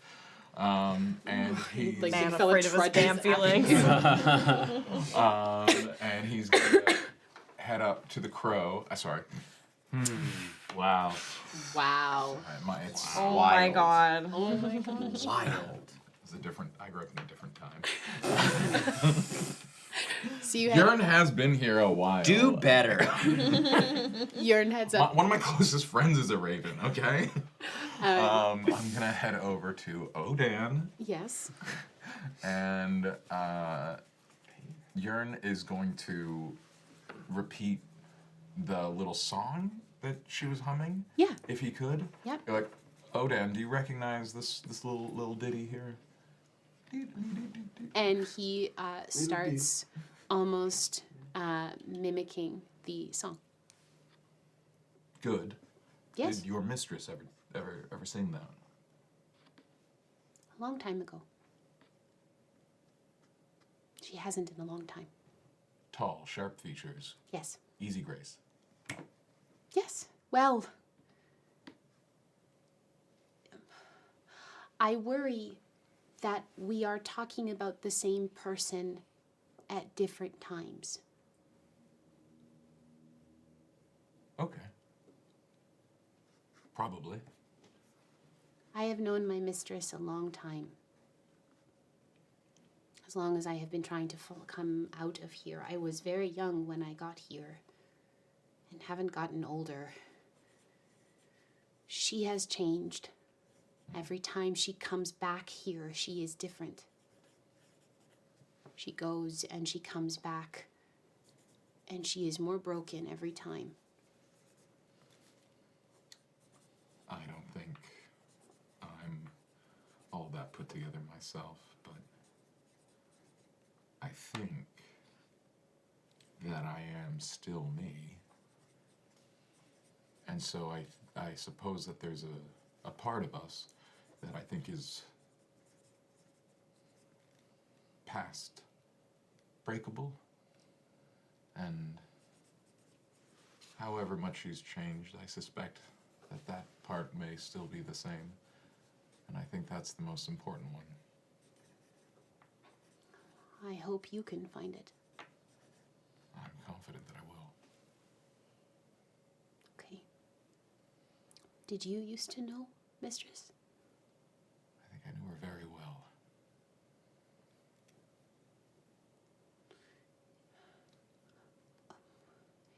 What is your name?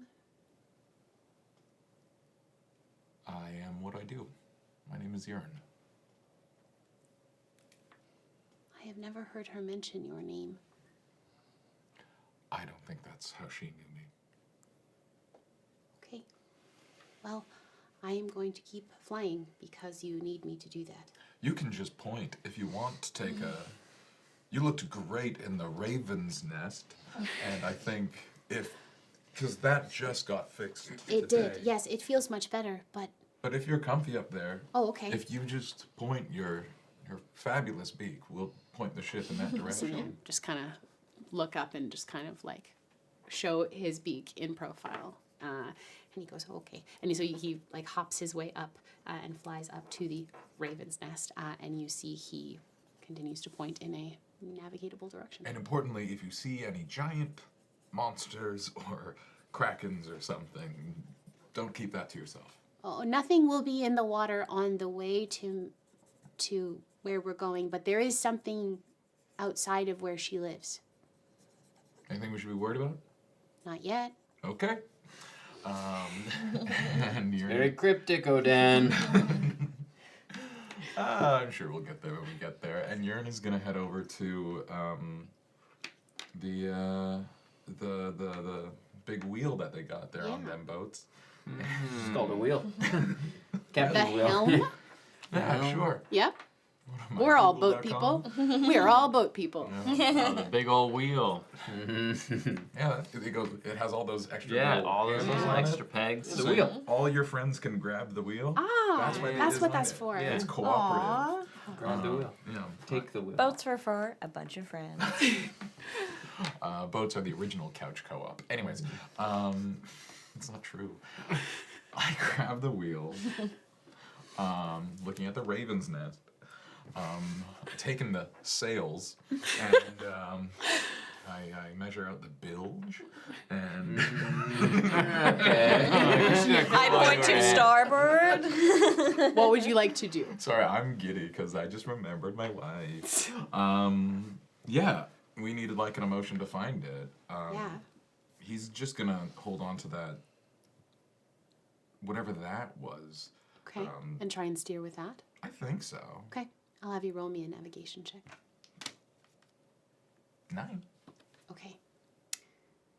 That unmasked, unfiltered joy, that peace that comes with being with your partner, that sense of wholeness and togetherness of a day you get to spend with the person you love the most with nothing to do and nowhere to go. If you were to follow that feeling, you would be going in the exact opposite direction that Odan is pointing. Oh, damn. Oh no. Then, Odan appears confident in the direction he's pointing, and you feel extremely confident in the direction of that feeling.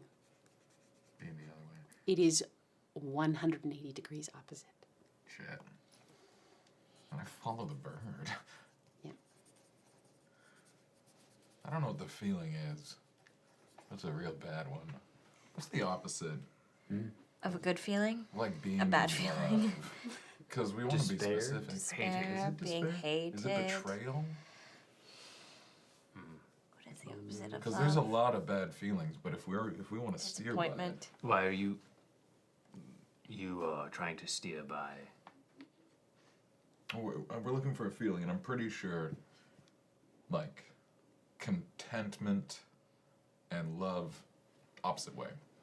Let me try. Mm-hmm. Hadeon is going to think about the vision that he had and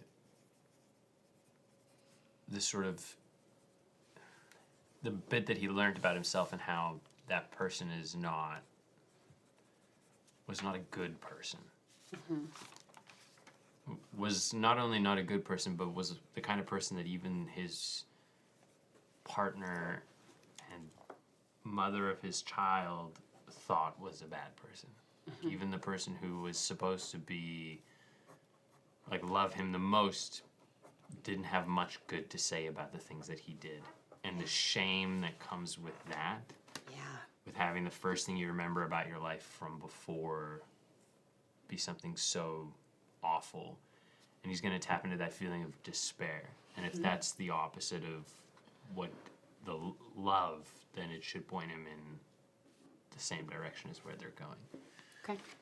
I'll have you roll essentially a navigation check for that. It's just 2 plus my Karma. 1 karma. Yeah. That's a 9. Yeah. I will say that you get, it's almost like a concentration of that feeling, that despair, that heartache, that a sense of loss of the relationship that you wished you had but you don't. And that seems to be orienting you. It's almost like what Odan is pointing at is it's the difference between being precise and being accurate. When you are precise with something, it is like, I remember this from school, but it's like one of them is kind of an area and one is exactly on target. You've got the area. Odan is pointing at the target. So yes, you are going in the right direction, but Odan's seems to be a bit more precise. So it is a despair, but there is something deeper. Mine feels like it's the right way. I trust you. And he yields the Oh, that no, wheel no, with all it's- those handles for your friends. It's all right. You can steer. I don't do labor. Is your quarters for you only, or are they sort of for anyone who seeks to have a rest? You know, yeah, you can do it. I'll be in your quarters. Sure. And Hadeon would sort of make himself at home. Okay. What does it look like for you to make yourself at home? I think he comes in, he finds something to cover the mirror with. He's not ready to relive that moment so close to the previous time. And I think there's like, I don't know if they didn't see the memory, and I don't know if they would have clocked Amissus's change in his sort of form, but if you were sort of watching this unfold, you would notice that the form of Amissus, the silhouette, is very similar in armor structure to the reflection that he saw in the mirror. And I think is currently leaning up against the inside of the door frame, watching you go about the room. I think he just kind of goes in, he sort of like has a look around, finds the bed or the cot or hammock, I'm not sure, it's not my boat. Hammock, bed, cot. Hammock. Wait, no. It's no bed. You don't sleep here. Well, you still might want to lay down. You might. All right, so he notices there's no bed. No. No bed. Aggie Kind of, lays like, just on her back. Makes like a little place to lay down. And he lays down and sort of tries to sleep. Or at least give in to that feeling of nothingness for a little bit. There is a difference between sleep and nothingness. Why, he might not be able to get sleep, but he might be able to get a little bit of nothingness. I think as you're attempting to do this, there is no sound because it is a shadow, but if there was, you would hear, even if your eyes were closed, the sound of Amissus just pacing the room. Just pacing. Would you stop? No. What's it to you? I'm bored. Go entertain yourself somewhere else. I can't. Well then, stop. Why are you lying about? Because there's nothing else to do while we wait to get where we're going. You could talk to me. I would rather lay about. I can't talk to anyone else. That is unfortunate for both of us. Now, as far as I can tell, you work for me, so if you could be quiet, stop pacing, that would be wonderful. What are you hiding from? I don't know, and you do. And I'd rather not know.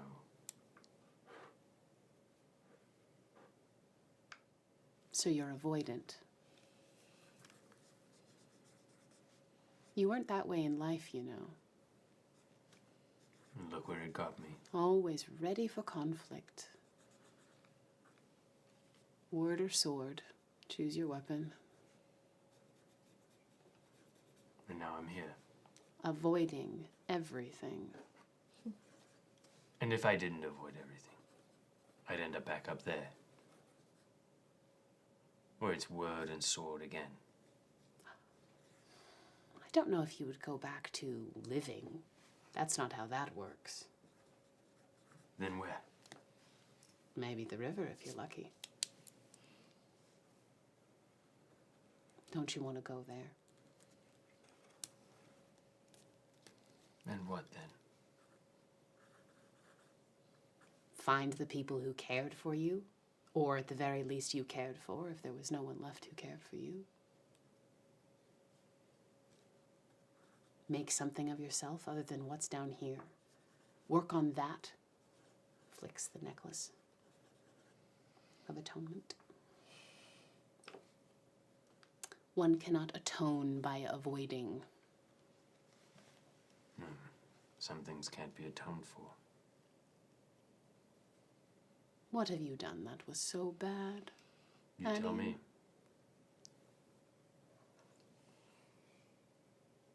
Can't just give it all to you. You have to work for it. That's why I'm yours. It's why I was kept in the jar for a long time. I know things, but you have to discover them. Discover them how, if you're not the one to tell me. Well, you had a fun time with that memory shard, didn't you? She seemed to think that I did something awful. You did? Just one thing. No. You were responsible for many 1,000 of a wrong thing that happened. Then why do I have the opportunity to atone? Who decided I get that? You did. As you were dying, you carved the word atonement in that necklace. As you fell down here.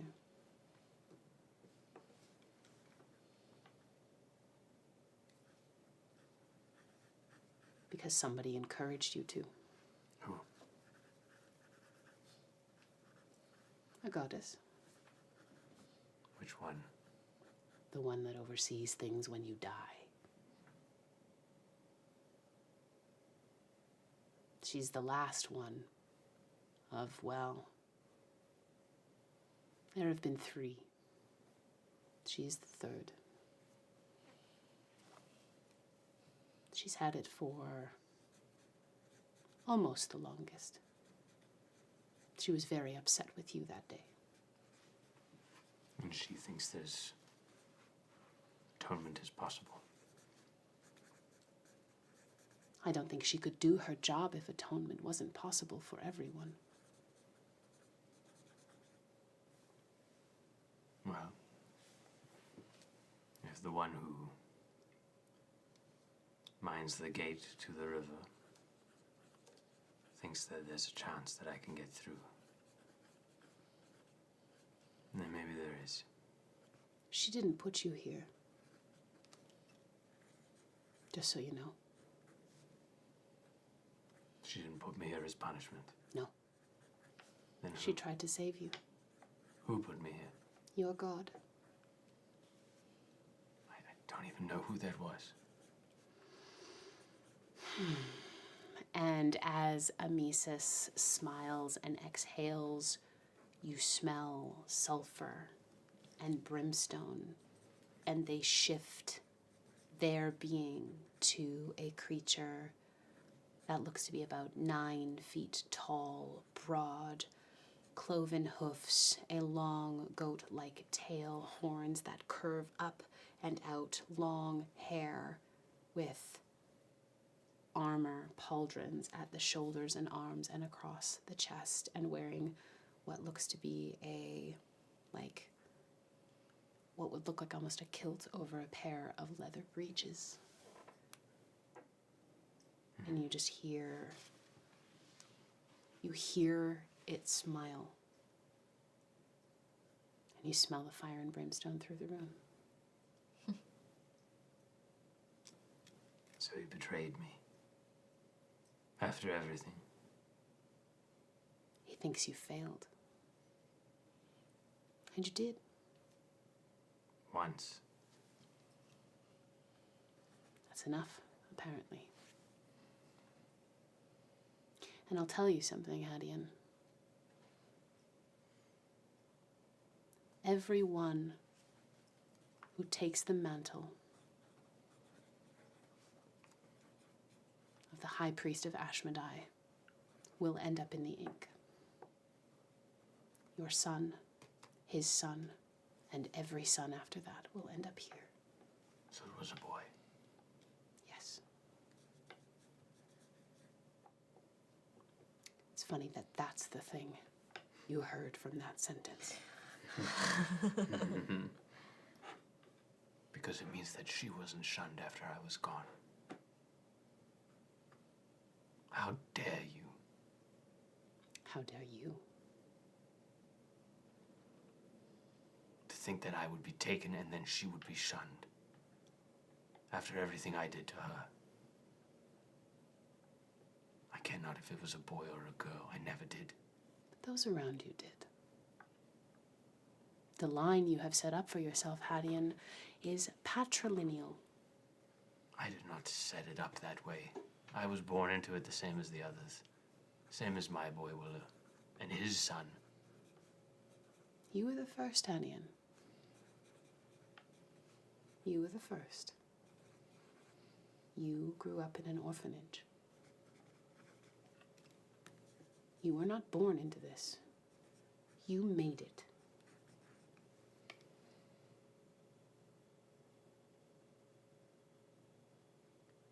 Why would I want to know these things? Why would I want to atone? This is better than knowing. Nothingness is better than knowing. If things you tell me are true, then yes.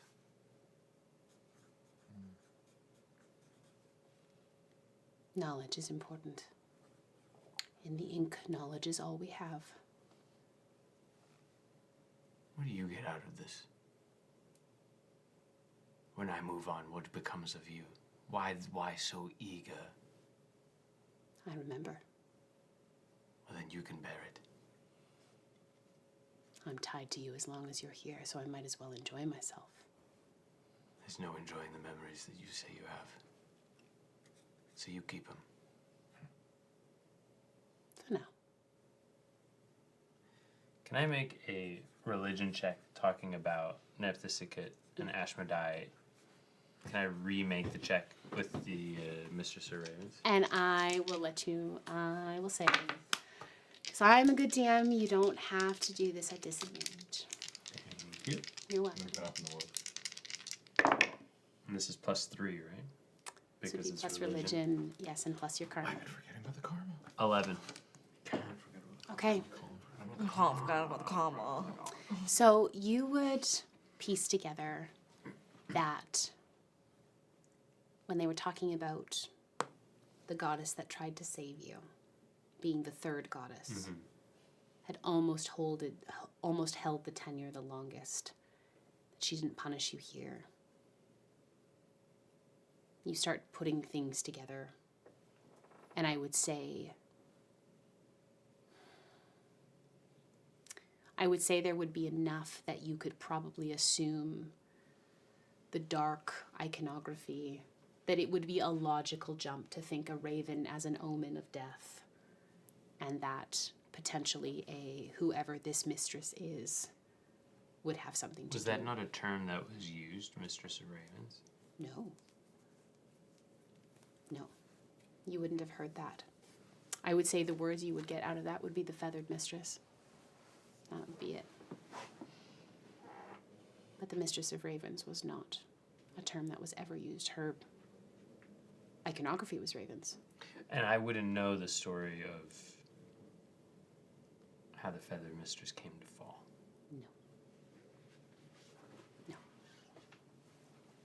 I I can give you bits, but I can't give you everything. Well, I just I don't always know, like, he's the head of a religion, so I don't always know how far his, like, depths of secret religious knowledge goes, right? I would say that, Because like, he did a lot of plotting, and so Yes. did Ashmodai, so. I would say that because, and this is kind of like above table, where you fall in the timeline, the only goddess of death or anything associated with death would would be Nephthisiket.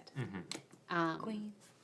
But you wouldn't have had any connection to, like, the feathered mistress was not a thing in your time. And I don't, you haven't had a conversation with anyone else, so I can't tell them whether it would be the feathered mistress was a thing in their time either, not that they remember. In any case. I would know. I have a theory about something, and I swear to God, if it's real, I'm going to flip this table, but we can talk about it in chat more. You better write it down because I want to hear it. Okay. Ooh, that's good. We just set up the studio. You can't flip the table. I can totally this table. This table actually This you is the can. this is the easiest table to flip. Yeah. Okay. It's never gonna be easier. So, It's a you... flipper's market. Is there anything else anyone would like to do as you are continuing to sail towards the Mantis? Can I rest to heal up a little bit? You cannot, actually. Yeah. You can lay hands following essentially... let me just double Does check. that flip your karma, though? It might. Let me double check. I don't wanna There's a mess with my cost. There's a cost to lay hands. I forget. fine. Healing. And consciousness and healing. Outside of that's a helpless spirit. I think, Let's take it. Let's fucking... to my understanding, you can only refresh at a beacon. That's fine. They Good. really I'm feeling want good. you to die. They I haven't really decided if want there's you to anything I die. need to ask that damn bird. Diving in. No, I mean, like, on your terms. Next time we get in trouble, just bust for a Yeah, second. yeah.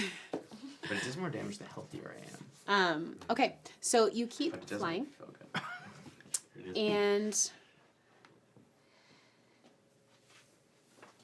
you begin to kind of meander your way through around. You see that Odan navigates you around a series of keys that seem to get closer and closer together.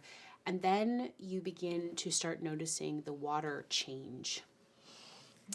The water it looks slick on its surface and begins to look like it glistens, and you see the hints of blue and green and purple that you see in raven's feathers. You see that on the surface of the water, this slick, sticky oil-like substance that tends to float on the top of the water, and it begins to clump and coalesce together in these kind of pools that sit right on top of the water that seem to emanate out as you begin to move your way through. Have I seen this Dan? before? Oh.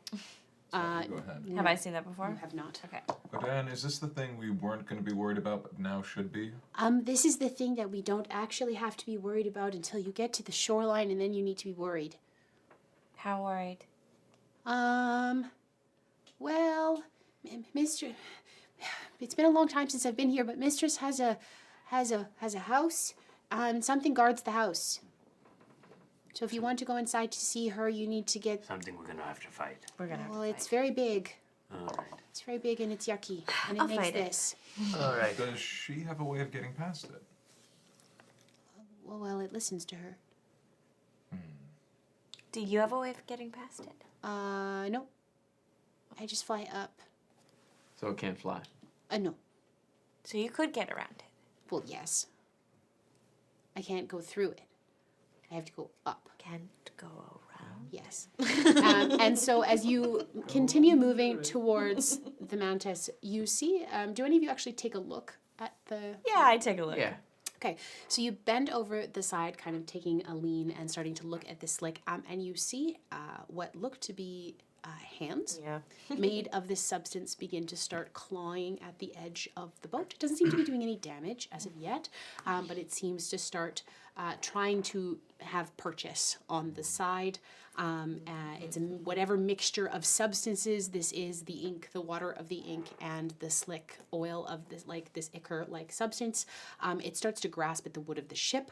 You see it start to begin to grab at kind of lower hanging ropes, or it you see one of the hands lift tries to start lift a porthole open. And it starts trying to peel away. I'm gonna have Big Fella just basically monkey around the outside of the boat, flipping, like anything, like just swatting hands and getting anything that they're trying to grab at. And it seems like very easily Big Fella is able to hit these things away. It doesn't seem like they have any purchase at this time, but they are, whatever it is, it's trying. Ash should be doing the same thing. Just. Yes, they really don't like fire. It really doesn't like fire. That makes sense to me. Yes. Yeah. Brahm is taking a look Fire too. ignite the oil that's on the water? Yes, it does. Oh, yeah, okay. Yeah, we don't want it going anywhere near there. He has a mind of his own. Yeah. Well, Stop! And you just see him doing and he's just like jumping around, just like he would be like jumping from.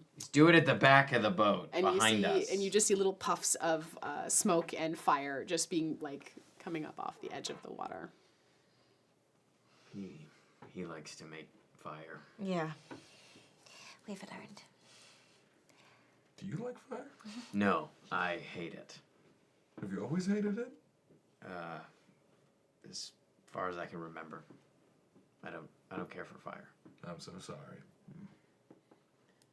That sucks. Ash flies overhead and just he's just making arcs of fire. She's taunting me now. He's watching you while he's doing it.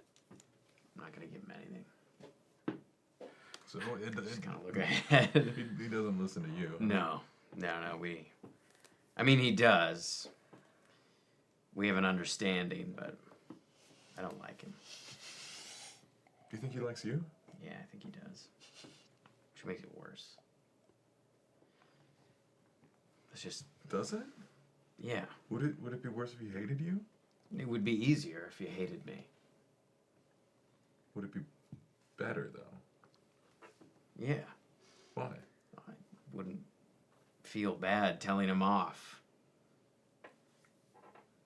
Then what do you feel bad about telling him off for? Because he likes me, I think. Okay.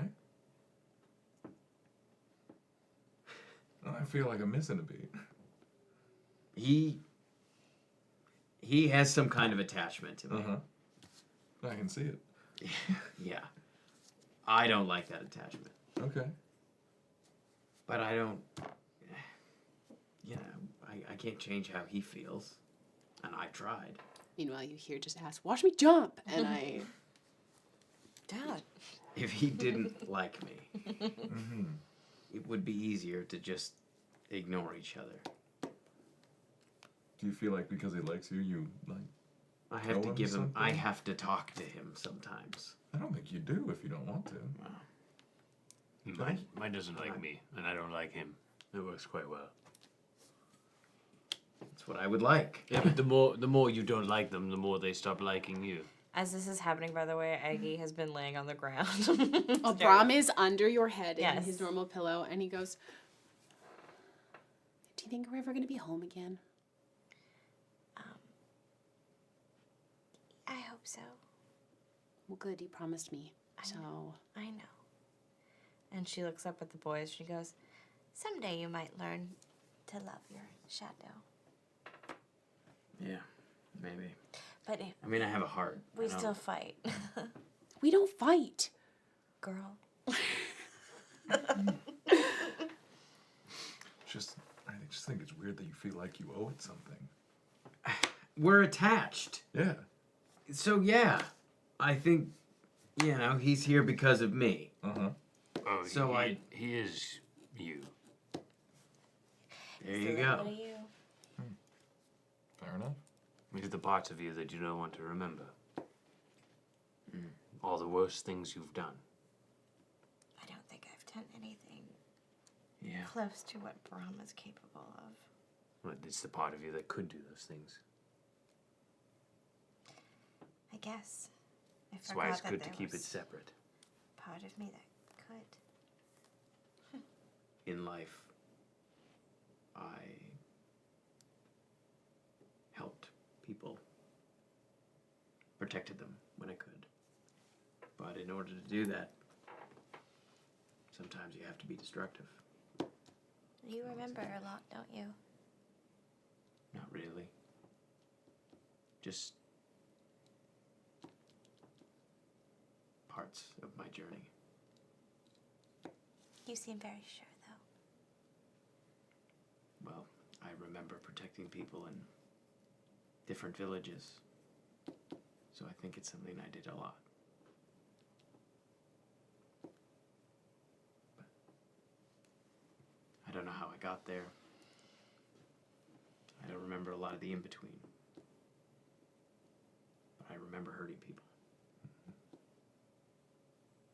And the hurting the people was different from the protecting people. They go hand in hand usually. To protect one, sometimes you have to hurt another. I hurt a lot of people. Do you think I was protecting something? Do they always go hand in hand? Not always. Sometimes you just hurt. Some people just like to hurt people.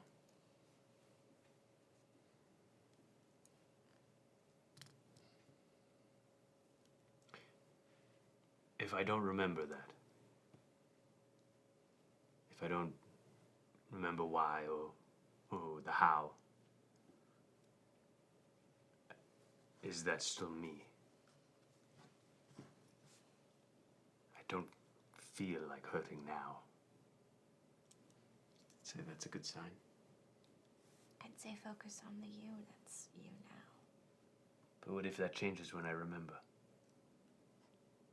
What if it starts to make sense? I think that's a bridge you'll cross when you get there. But when you get there, you'll know something new about yourself from what you've learned here. Do you remember striking the first blow? I don't remember striking the blow, but I was told I did. I was told I was the first. And a lot of the things that I felt I was victim to by the end were of my own doing in the beginning.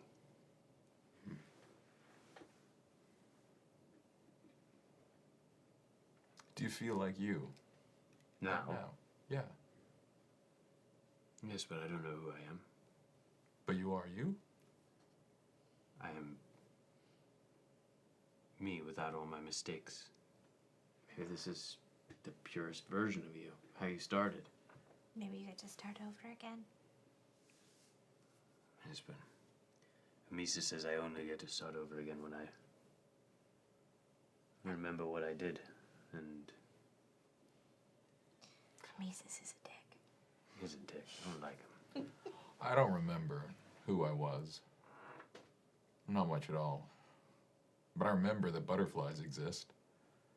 And I know that they are caterpillars, and then they're not, and then they're butterflies, and they're always themselves. Is a butterfly's true self a caterpillar because it came first? Or is a butterfly the true version of the caterpillar because it comes later? And we think it's pretty. I don't know. But if you feel like you now, then I think that's worth listening to. Do you feel like you? Yeah. Just looking for the rest of me.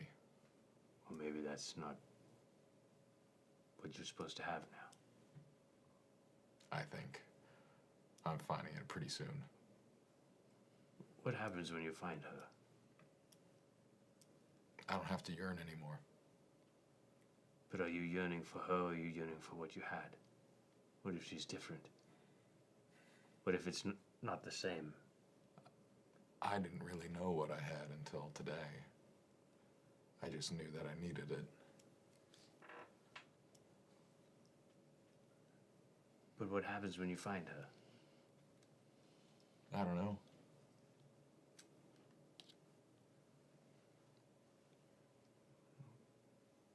I really hope you find her.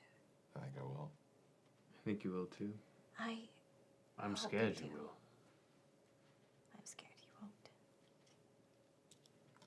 I don't ever get to leave here until I do, which means either I find her or Who told you that you don't get to leave here till you find her? I don't know. I think I just know it. Maybe you don't get to leave till you stop looking. I guess I'm not leaving.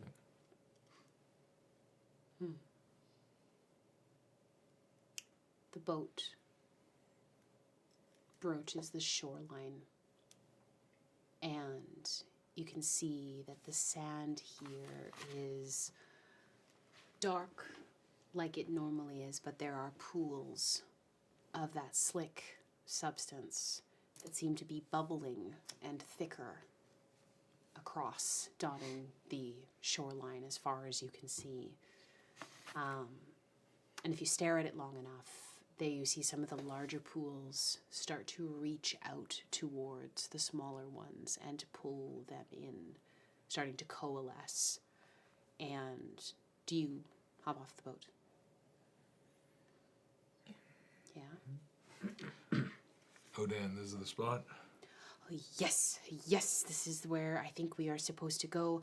We are just over there, over the ridgeline. There is a smaller, you will not be able to get the boat in there, but there is water. If anyone has any ideas that doesn't involve immediately attacking the Guardian, now would be the time.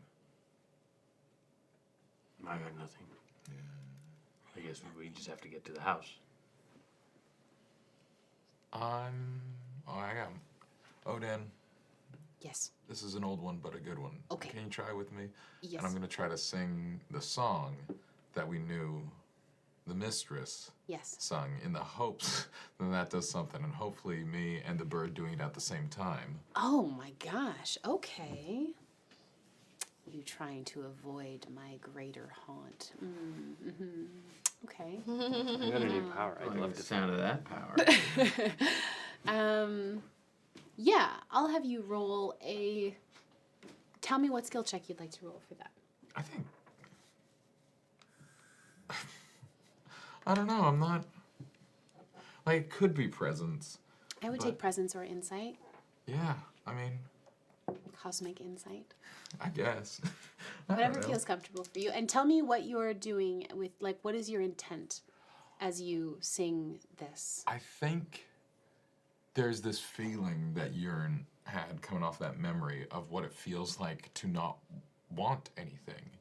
And it's this insane kind of lightness. Yeah. And it's like kind of agonizing to experience now, to know that that existed. But he's trying to tap into that feeling, because if we could bring that forward, then the hopes is if this thing is of her, it might recognize that, the song, and then that, like, we're not here to cause trouble. Like, we bring good vibes. You're rolling up with vibes, okay. So I think that's I mean, I don't think I'm proficient in joy, so Yeah, I don't think that's I have fair. proficiency in this one, unfortunately. Okay. This isn't my usual presence. Okay, I would say that, I think it's a straight roll with karma. yeah, I'd say a straight roll. I don't want to talk myself out of a good thing, but this is not Yearn's bag. This is not how he normally does it. But the dice love me, so that'll be a 9. A 9, okay.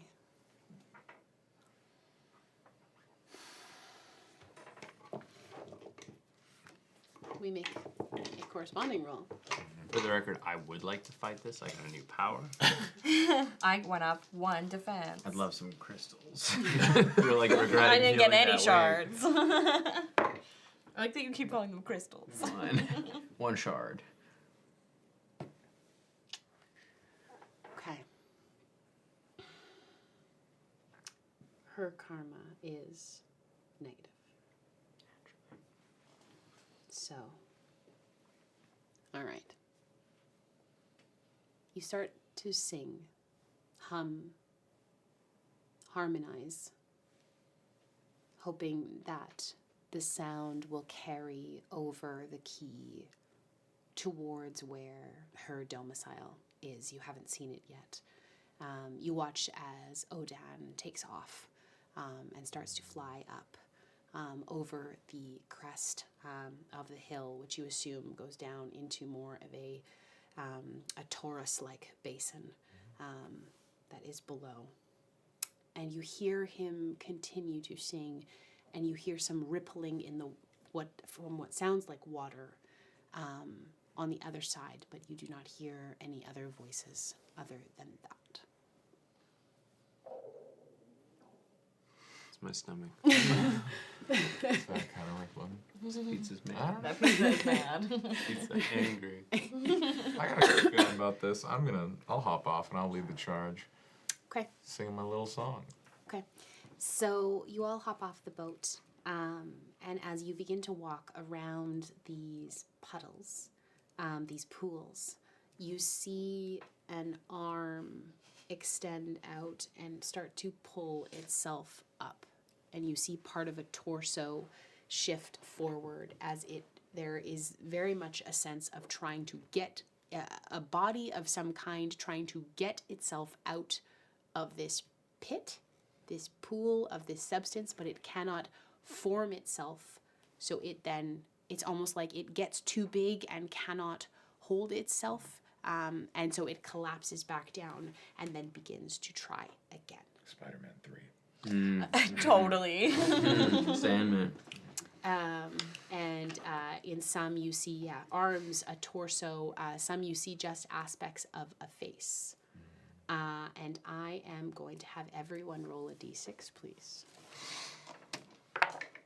We went high or low? I don't know. 6. 3.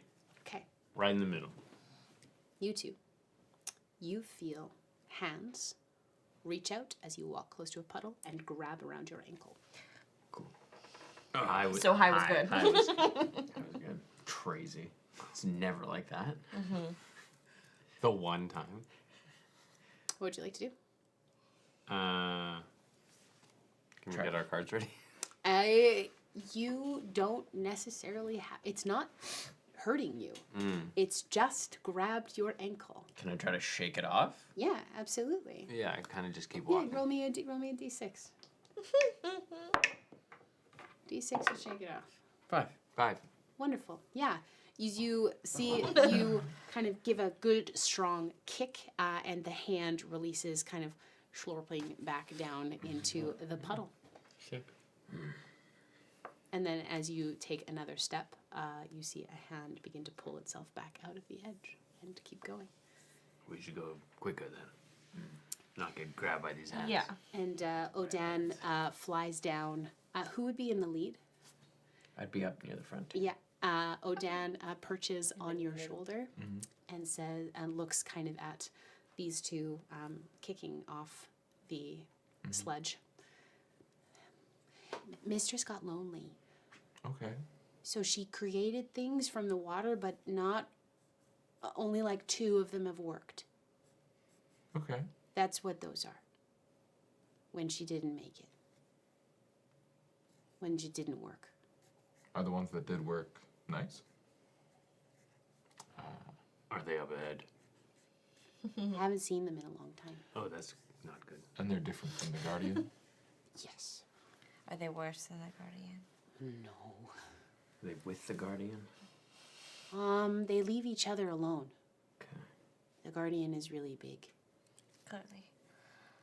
As you walk up over the hill, you see a large building in the middle of more of what looks like a mixture of this sludge or this kind of oil slick and the ink itself, the water, surrounded by appears to be 8 standing stones that line the kind of circular nature of this pool. They are covered in runes that are inlaid with a red crystal, and they are glowing. The crystal in each column is glowing. And while the stone stands firm, it's very clear that the crystal has been chipped away and carved at, with large chunks of it appearing to be missing. potentially might be affecting the integrity of the stones themselves, but they all still seem to be standing. The water, there is no bridge to cross the water, and you see the center, the building in the center of the, kind of in the center of this lake, it would be, and there's no bridge, and you have no idea how deep the water is.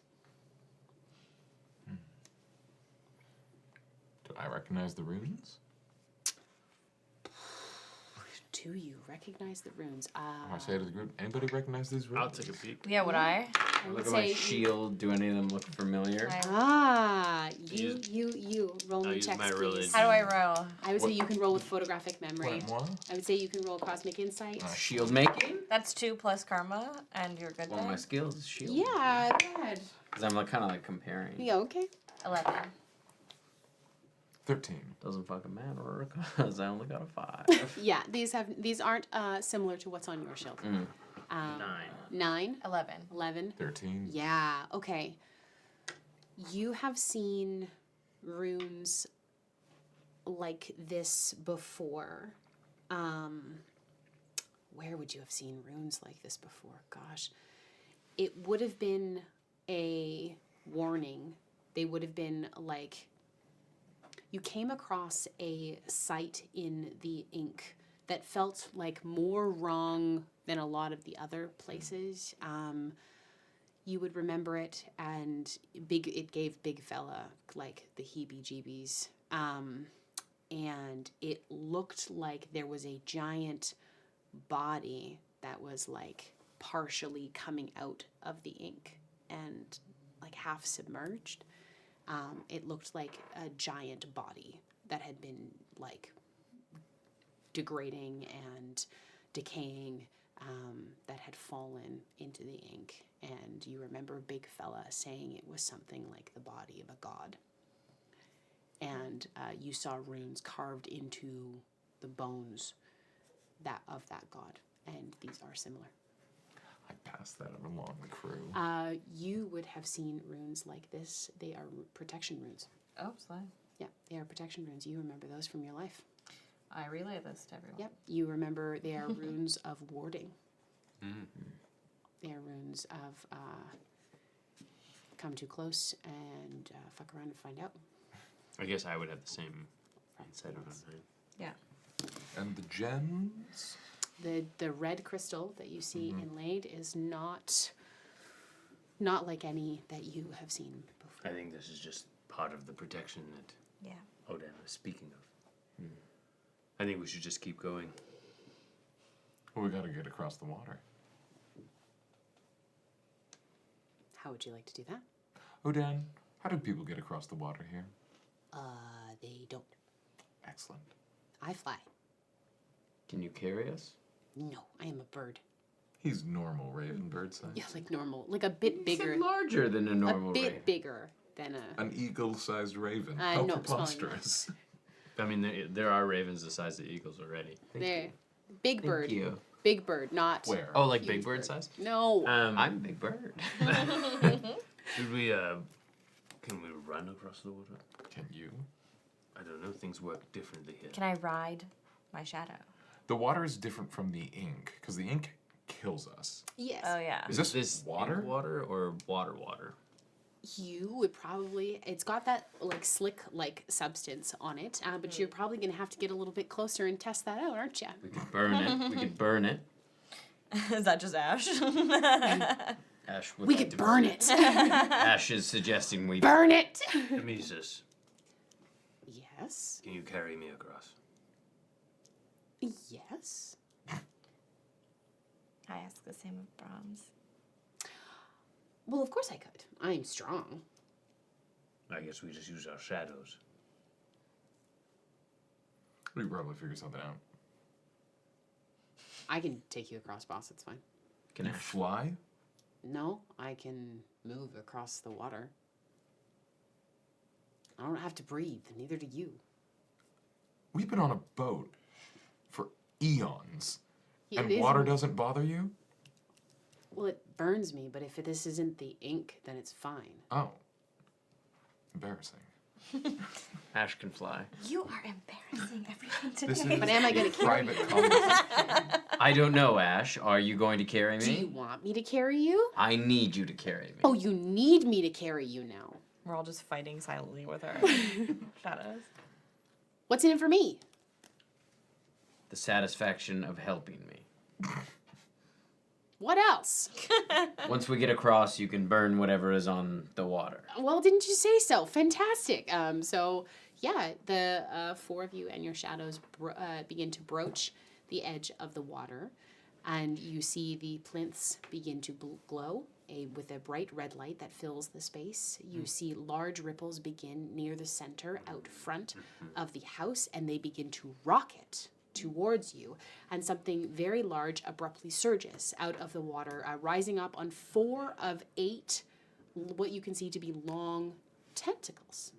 You see a large, bulbous, transparent head rise up with a skull inside. The skull is elongated at the back, and there is a mouth that is grinning much too large, that is just teeth inside a large, bulbous head. Just teeth, eh? At the base of where the tentacles collect themselves, there is a very, very savage-looking beak that opens at the juncture, and you see there are 3 vertical eyes staring out at you as it moves.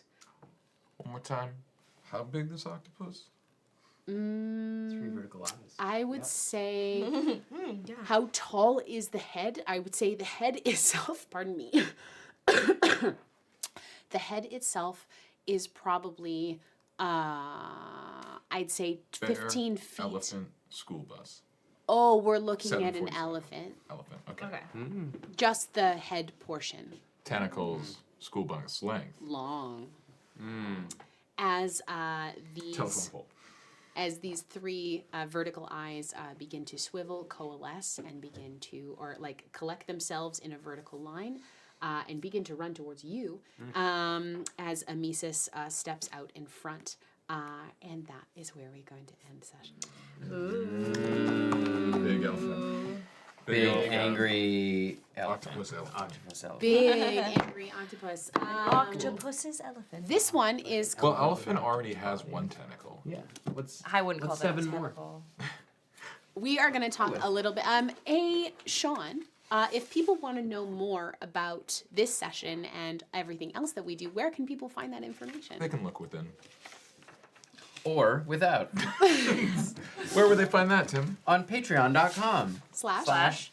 /BlackwaterDnD. Amazing. What kind of stuff can we find, Yanis, at patreon.com/black? Oh, all sorts of behind-the-scenes features. You get chat waters. There, we do one after every one of these shows where we talk about the show that we just filmed. We get to hear what Yanis thinks is going on. Yeah. Maybe. Oh, yeah. When I get to will into the existence. There's also one free one a month. The rest are, a little bit. You got to play a little bit more. There, the knuckle But that's bones what here. helps keep the lights on in this brand new studio. Brand new that you studio. might- And literally one of the lights turned off while Yes, we were during doing that. Because one of you left the Patreon. So hop back on. We're going to be streaming in the dark Please, here. come back. There's a bunch of different It just tiers. becomes a podcast. Yeah, there's a bunch of different tiers. M does a wonderful lore gems with M. Yes, there will That's be one up fantastic. shortly. For But yeah, there's a bunch of behind the scenes content.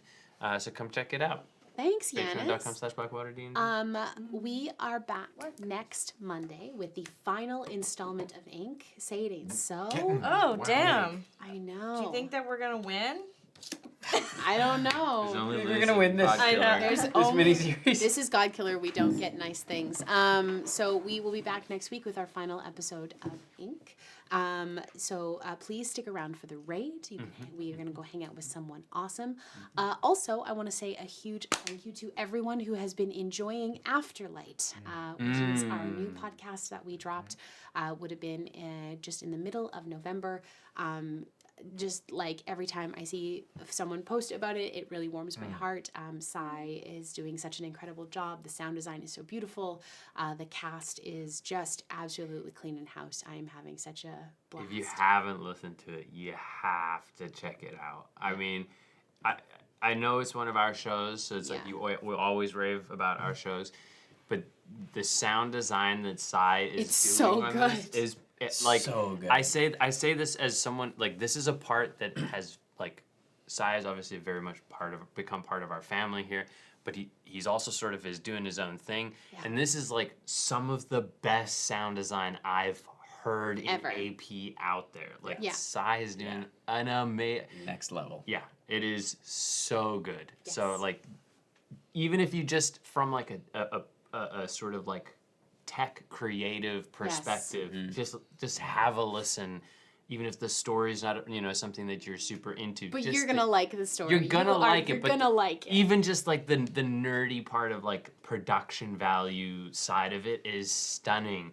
Yeah. And I had a chance to talk to Sai about it, and his knowledge of like instruments and like things like that, it's just so awesome. So If you liked the music that he did for Godkiller Balance, and he has taken it's a different genre, it's a different kind of aesthetic for it. There's like beautiful kind of like twangy guitar and scary sci-fi, like lots of it's just so good. I'm having such a blast playing in it, and we have our last final session to record in a couple days, and it's gonna be a sad one, y'all.